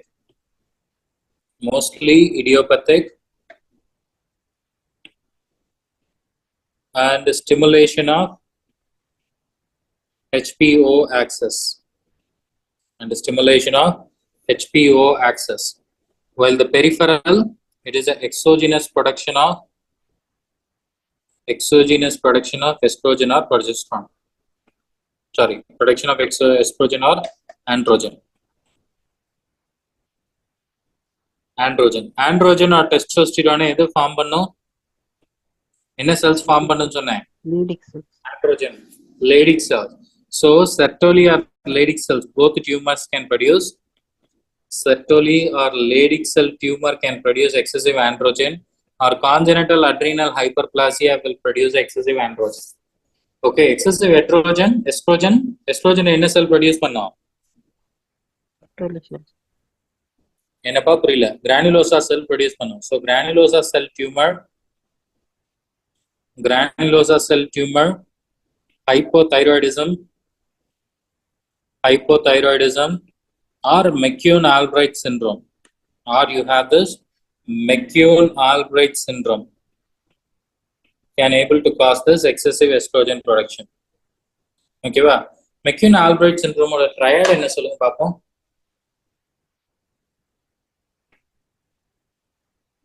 What is the triad you see it in the McCune-Albright syndrome? Very important triad vera adu. Ennadu?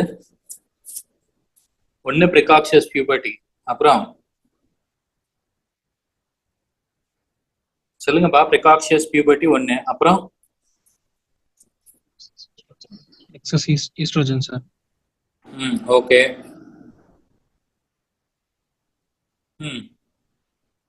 நான் கேட்கிற triad in McCune-Albright syndrome. McCune-Albright syndromeல triad வந்து என்னென்ன? தெரியல sir. cafe all spot and precocious puberty and POFD ன்னு சொல்லுவோம். polyostotic fibrous dysplasia. என்னது? polyostotic fibrous dysplasia and cafe all spot precocious puberty. இது மூணு சேர்ந்ததுதான் என்னது? McCune-Albright syndrome ஓட triad. So we have talked about this menstruation and abnormalities. We have talked about the puberty. We have talked about the menopause. We have talked about the menorrhea and the amenorrhea, normal menses and abnormal menses. We have talked about the puberty and menopause. Okay, clear about that? Shall I move on to the infections? Yes, sir. Shall I move on to the infections? Yes, sir. Okay. Next is the infections. Speaking about the infections, before I want to go to the infections, you need a break or shall I proceed directly? Faster solunga. You need a break or shall I proceed directly? I'll wait for another 2 minutes. Just tell me faster. You will wait. You want a break or you can go for? We can proceed directly. Proceed, sir. Okay, we proceed directly. Okay. So give the heading of infections. So infection பொறுத்த வரைக்கும் vaginal discharge. So if you see the vaginal discharge in the question, look for the color. Okay, there are 3 types of colors they may prominently ask you. What are they? Greenish yellow. One greenish yellow. அப்புறம் என்னது? Curdy white or gray will be the 3 colors. Gray color are the bacterial vaginosis. Gray color are the என்னது? Bacterial vaginosis. And you see there are 3 things in the gray color. என்னென்ன சொன்னேன்? Already உங்களுக்கு சொல்லியிருக்கேன். Bacterial vaginosis னா என்ன ஞாபகம் வச்சுக்கணும்னு சொன்னேன். Clue cell ஞாபகம் வச்சுக்கணும். Alkaline pH ஞாபகம் வச்சுக்கணும். Clue cell, alkaline pH and foul smelling. இது 3 வார்த்தையும் ஞாபகம் இருக்கணும். Genital dischargeக்கு. ஓகேவா? என்னென்ன ஞாபகம் இருக்கணும்? Clue cell, alkaline pH and foul smelling. So bacterial vaginosis is caused by Gardnerella vaginalis. Okay. And candidiasis causes curdy white.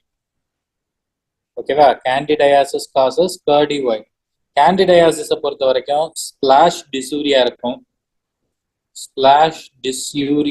அதாவது பெயின்ஃபுல் யூரினேஷன் இருக்கும், சூடோ ஹைஃபே இருக்கும், very very important, pseudohyphae in KOH, and shish kebab appearance,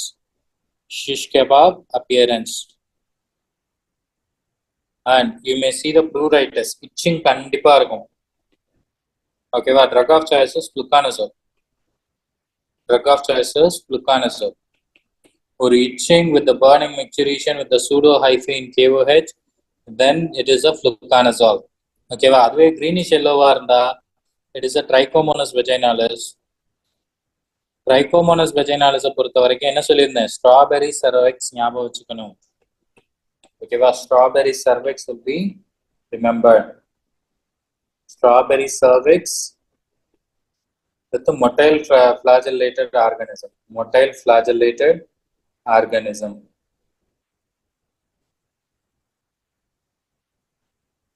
Okay, in the microscope. So that's what you have to remember.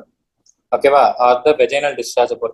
What are they? Greenish yellow and curdy white and gray color. Trichomonas vaginalis and candidiasis and bacterial vaginosis. So bacterial vaginosis flusel and alkaline pH ஞாபகம் வச்சுக்கணும். ஓகேவா? candidiasis பொறுத்த வரைக்கும் pseudo hyphae, shish kebab, drug of choice fluconazole. And trichomonas vaginalis பொறுத்த வரைக்கும் strawberry cervix and motile flagellated organism. I have taught about this vaginitis and that rashes in the vagina in the dermatology itself. Okay. Anyway, that's why I didn't touch much. Next is the PID, pelvic inflammatory disease. Pelvic inflammatory disease or most common organism என்ன சொல்லுங்க? Most common organisms. Gonorrhea. Chlamydia, very good. அதுவே India அக்யூட்ல என்ன இருக்கும்? Gonorrhea. Acute pelvic inflammatory disease na it is a gonorrhea. ஓகேவா? அதுவே virgin females with genital TB in virgins,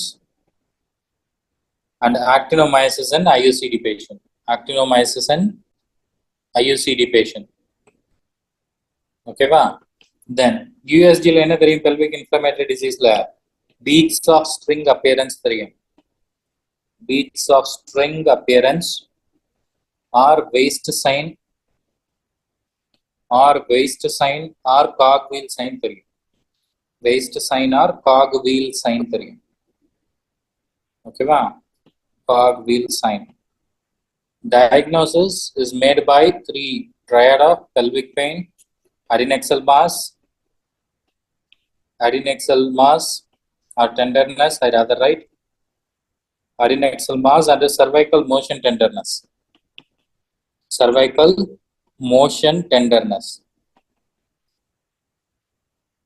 Okay, well, the gold standard is laparoscopy.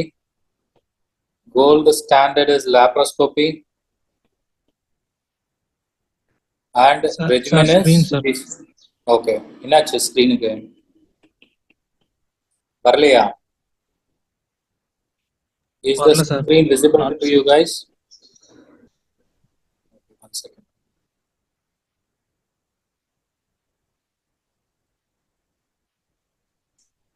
How about now?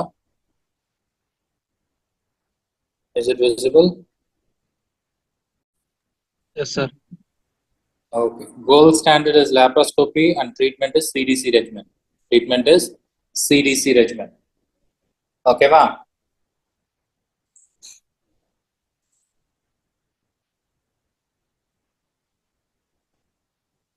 CDC regimen. Okay. Now, going for the endometriosis. Speaking about this endometriosis, what is the most common site in endometriosis? Ovary. Okay. Investigation of choice. Laparoscopy la enna theriyum? Chocolate cyst or powder burn appearance or gunshot appearance theriyum. Chocolate cyst or powder burn or gunpowder appearance theriyum. ஓகேவா, கன் powder appearance தெரியும். And treatment NSAIDs with OCPs, NSAIDs with OCPs. ஓகேவா, இது இல்லாம இது வந்து ultrasound எடுக்கலாம்னாலும் அல்ட்ராசவுண்டும் எடுக்கலாம். எடுத்தா ஒரு இன்டர்னல் எக்கோ தெரியும் அல்ட்ராசவுண்ட்ல, அதான் சாக்லேட் சிஸ்டம் சொல்லுவோம். ஓகேவா, ஸோ எண்டோமெட்ரியசிஸை பொறுத்த வரைக்கும் patient presents to with infertility, dysmenorrhoea and adnexal மாஸோட வருவான் பேஷண்ட். ஓகேவா, இதோட வருவான். ஒரு இன்ஃபர்டிலிட்டி, டிஸ்மெனோரியா வித் அடினெக்சல் மாஸோட வருவான். லாப்ரோஸ்கோப்பியோ அல்லது அல்ட்ராசவுண்டோ எடுத்து பார்த்தா சாக்லேட் சிஸ்டம் தெரியும். Obviously treatment of choices NSAIDs plus OCPs. Obviously treatment of choices NSAIDs plus OCPs. ஓகேவா, இது இல்லாம you have the fibroids. Speaking of fibroids, most common type என்னது? Intramural type. What is the most common type of fibroids? Intramural type. And most common type associated with urinary retention is cervical, and most common associated with the submucosal, associated with the PPH is submucosal, and most common degeneration is hyaline degeneration. Very, very, very, very important. Most common degeneration enga irukum? What type of degeneration? Hyaline degeneration. Okay, va? And another highlight is broad ligament fibroid. Broad ligament fibroid வந்து பாத்தீங்கன்னா ரெண்டு வகையா பிரிப்போம். ஓகேவா, broad ligament fibroid is classified into two types, asymptomatic and symptomatic. ஓகேவா, asymptomatic என்றது lateral to the ureter and symptomatic is medial to the ureter. ஓகேவா, medial to the ureter.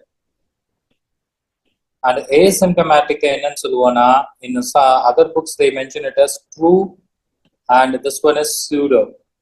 ஓகேவா, symptomatic pseudo nu, asymptomatic true nu சொல்லுவோம். ஓகேவா, and apart from the treatment, expected management, if it is more symptomatic, then hysteroscopic hysterectomy or hysteroscopic myomectomy. You remove the uterus. Hysteroscopic myomectomy. Okay, or analgesics we can give, or you can give the analgesic. Okay, ma. Speaking about that, next is a urinary fistula. So urinary fistula பொறுத்த வரைக்கும் abnormal opening எங்க வேணாலும் இதாகும். ஓகேவா, create ஆகும். abnormal opening urination ஓட இருந்தா UVF அது immediate repair பண்ணணும். uretrovesicular fistula or uretrovaginal fistula, you have to do the immediate repair. So dribbling of urine plus urination ரெண்டும் இருந்தால், dribbling of urine plus urination ரெண்டும் இருந்ததுன்னா கீழே தான் ப்ராப்ளம் இருக்கு. So you have to repair it immediately. UVF, you have to repair it immediately. Okay, va? Repair immediately. And dribbling of urine without urination இருந்தா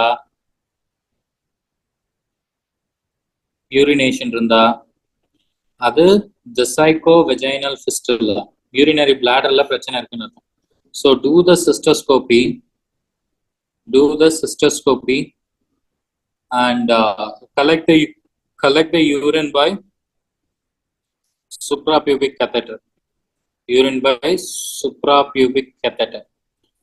And then you do the surgical one. Okay, surgical repair should be done. Surgical repair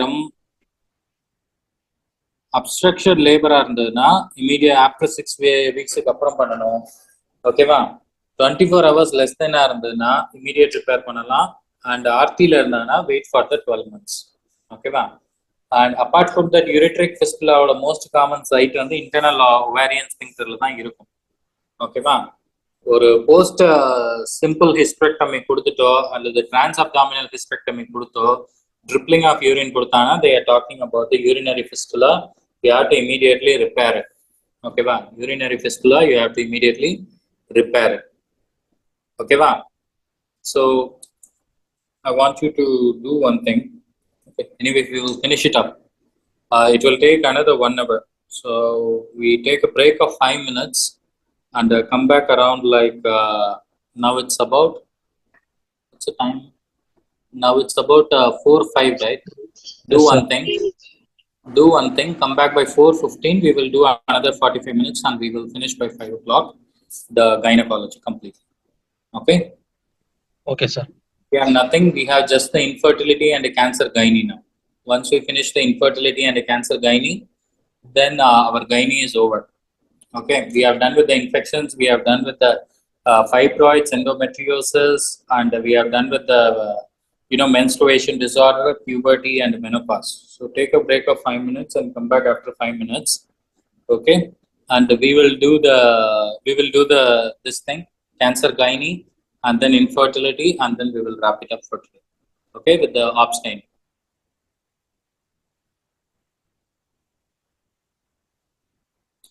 Shall we begin? If you could hear my voice and see the screen properly, say yes. Yes, we begin.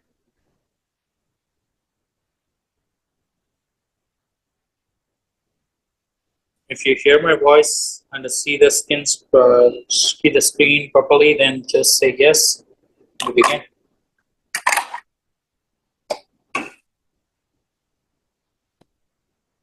So first thing is infertility.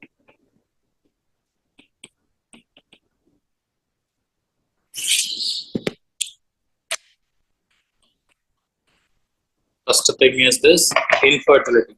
So speaking about that infertility, so what is that single best predictor of semen analysis? That is a sperm morphology. Okay. And similarly, for the best indicator for ovarian reserve is the anti-Mullerian hormone. And what is meant by fecundability and fecundity? Live birth in one cycle is fecundity, and conceive in one cycle is fecundability. Okay. We write about some important highlights and what do we call it? We write about this. We write about this important highlights, and then we write about this. What do we call it? MCQ highlights of this infertility, and then we move on to the cancer kind, which is the actual topic of today. Okay, which is the actual topic of today. Speaking about that infertility. Speaking about this infertility. So what is the single best predictor of a sperm analysis? Single best predictor of sperm analysis is semen analysis is sperm morphology. Sperm morphology.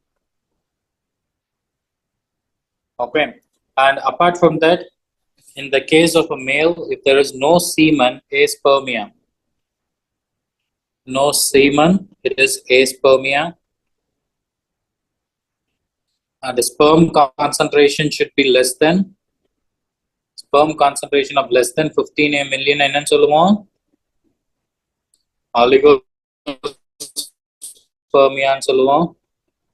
Oligospermiaன்னு சொல்லுவோம். And the sperm concentration of less than 5 million, we used to call that as severe oligospermia. Severe oligospermiaன்னு சொல்லுவோம். Okay. And apart from that, non-motile sperma என்னன்னு சொல்லுவோம்? Asthenospermiaன்னு சொல்லுவோம். Asthenospermiaன்னு சொல்லுவோம். And the sperm with abnormal morphology என்னன்னு சொல்லுவோம்னா teratospermiaன்னு சொல்லுவோம். Teratospermiaன்னு சொல்லுவோம். And dead sperm என்னன்னு சொல்லுவோம்னா necrozoospermiaன்னு சொல்லுவோம். What do we call it? Necrozoospermia. And no sperm in semen. In semen, it is azoospermia. and increased WBC in semen, it is leukocytospermia. It is leukocytospermia. These are the important highlights in terms of the definitions in terms of a male infertility things. While in the case of a female infertility is due to ovarian cause or tubal cause or cervical cause. Okay, sometimes it could be the unexplained one. Infertility. If it is a ovarian cause, then look for the HPO axis failure or dysfunction. Axis failure or dysfunction, or premature ovarian failure.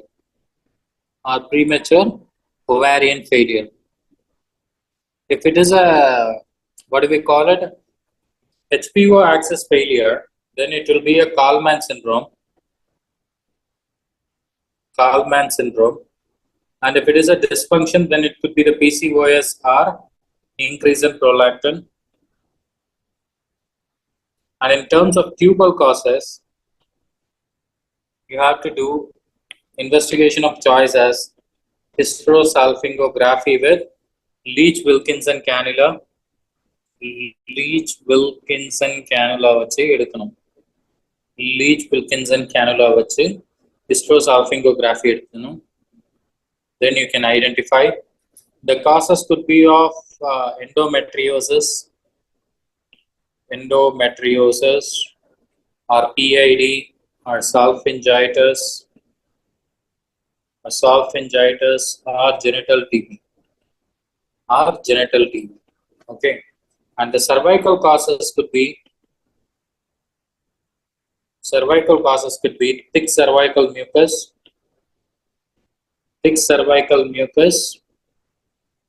and impermeable mucus or anti-sperm antibody.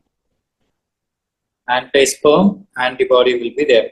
And for the unexplained cause, you treat it with a clomiphene citrate. Okay, wow. And apart from that cancer gynae,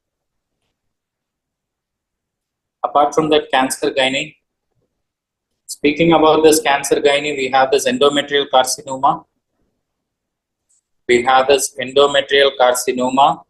Speaking of the endometrial carcinoma, the first thing is the most common cause in developed countries is the endometrial carcinoma. Countries with the irregular vaginal fluid, irregular vaginal bleed, and you may see here as a endometrial hyperplasia as a pre-malignant lesion. Endometrial hyperplasia is a pre-malignant lesion, especially with complex with atypia, feature. இது அதிகமாக கேட்ட FMG question, complex with atypia, and most common variety is adenocarcinoma.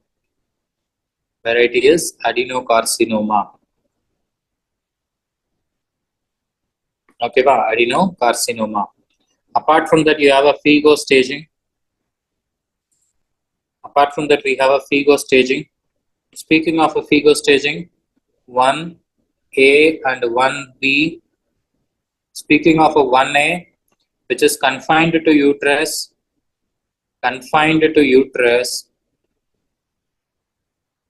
with less than half of myometrial thickness.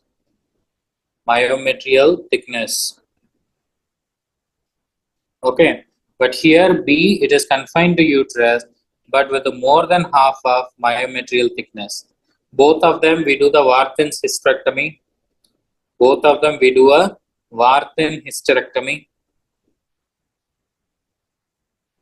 And the second is invasion of cervical stroma.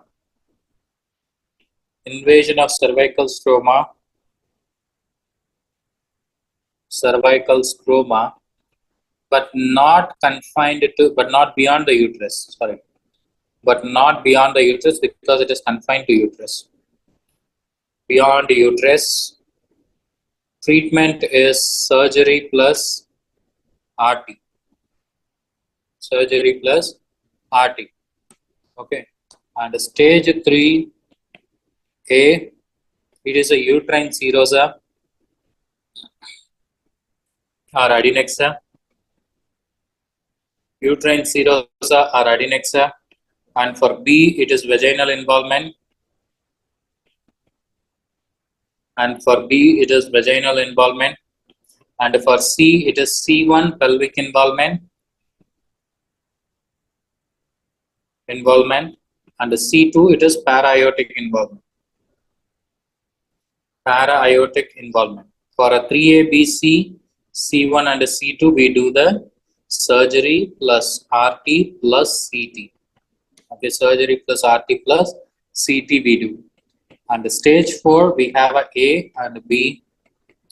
A is for the bladder and B is for the distant meds. So once it processes into stage 4, palliative care. Palliative care is an optional one, okay, or the main one. Okay, this is all about the endometrial carcinoma FIGO staging. 1AB, confined to uterus with less than half and more than half. Treatment is Wharton hysterectomy. 2 is confined to cervical stoma but not beyond uterus. Treatment is surgery plus RT. Stage 3 is uterine serosa or adnexa, vaginal involvement. C1 is pelvic involvement. C2 is para-aortic. Both surgery, RT plus CT. And stage 4A, bladder and bowel. And stage 4B, distant meds. You have the palliative care. Then you have the cervical carcinoma. Uterus mudincha, adutha cervical carcinoma. Speaking about the cervical carcinoma is associated with HPV. Okay. HPV la rendu type irukku. One vandu genital wart oda associate aayirukadhu. Innonu vandu CA cervix oda. CA cervix oda associated aayirukadhu 6, 11, 16 and 18, while genital vandu 6 and 11 mattum dhaan. Okay va? So we have the vaccine called as Cervarix, which cover only 6 and 11, and Gardasil, which cover all 4 type. Okay va? Gardasil ethana type cover pannundradha oru tharava FMG la ketaanga. Okay. And then screening test. Screening test is pap smear, followed by colposcopy. Pap smear la you will see the CAN. You will see the CAN in pap smear. CAN 1 less than 1/3 of abnormal cell. And CAN 2 you will see 1/3 to 2/3 of abnormal cell. And CAN 3 you will see more than 2/3 of abnormal cell. And for CAN 3 you do the colposcopy. Okay, apart from that FIGO staging,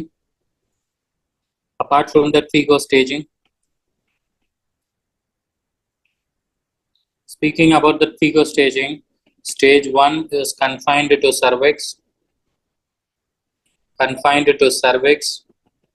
1A, it is an invasive with the depth of less than 5 mm. 1B, invasive CA with the depth of more than 5 mm. And 1B layer subtype irukku. 1B1, which is more than 5 mm to 2 centimeter. And 1B2 is 2 to 4 centimeter. And 1B3, it is more than or equal to 4 centimeter. And stage 2, speaking of a stage 2, beyond uterus, cervical carcinoma, beyond uterus, but not extended to lower 1/3 of vagina.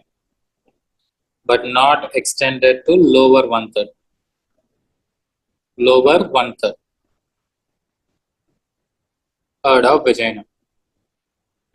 Okay, ma? And stage 3 is pelvic with the para-aortic lymph node, along with the lower one-third of vagina, lower one-third of vagina,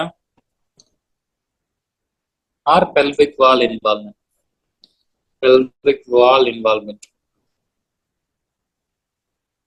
So pelvic wall involvement பொறுத்த வரைக்கும் 3B and lower one-third of vagina 3A and para-aortic or pelvic lymph node involvement 3C.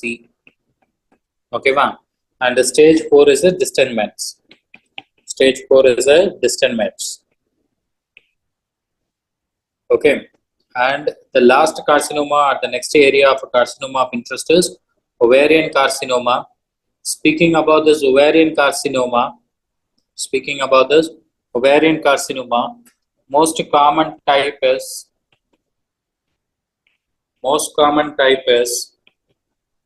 epithelial carcinoma,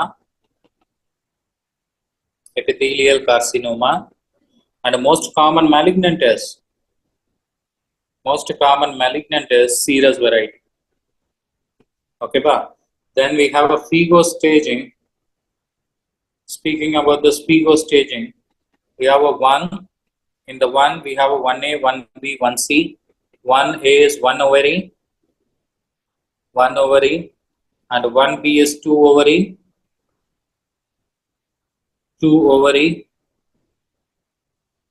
and 1C is C1, C2, C3. C1 is surgical spill. C2 is capsular rupture,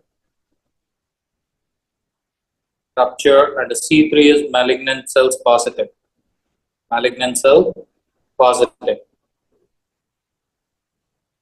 Okay, and stage 2 is 2 ovary with pelvic extension. 2 ovaries with a pelvic extension. Stage 2A is fallopian tube. Stage 2B is other pelvic organ. And stage 3 is peritoneal spread.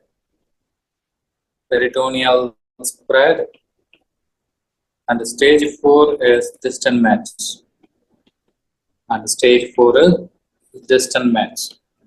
இது இல்லாம வந்து பாத்தீங்கன்னா these are the cervical and ovarian and endometrial cancer. Apart from that, you may have some germ cell tumors. But I'm going to talk about only the highlights. So most common ovarian is dermoid cyst.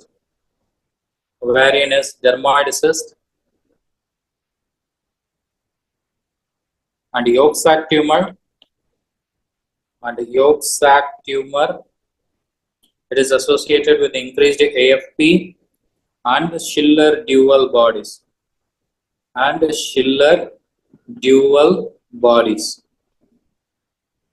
Okay, then you have a dysgerminoma. Speaking about the dysgerminoma, increased LDH, increased placental alkaline phosphate,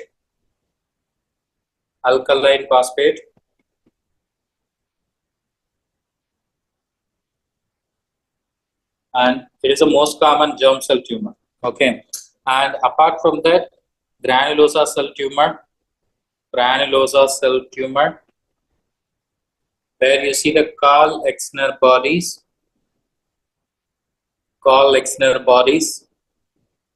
and inhibin is their tumor marker.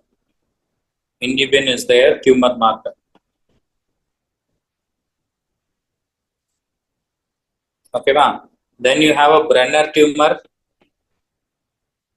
La Warthad cell nest mattum theriyum. Tumor Warthad cell nest mattum theriyum. Okay, ma'am. So these are the important things you have to know in terms of gynecology. Okay, ma'am. இதில் இந்த germ cell tumors and their findings மட்டும் கொஞ்சம் நல்லா மறக்காம படிச்சுக்கணும். ஓகேவா? So I don't want to insist much. So we are done with the gynecology. Okay, we are done with the gynecology. So I don't want to pull you too much into the OBG. But remember one thing, OBG is the scoring subject. Okay, OBG is a scoring subject and OBG is a easy subject too. Okay, OBG is a easy subject as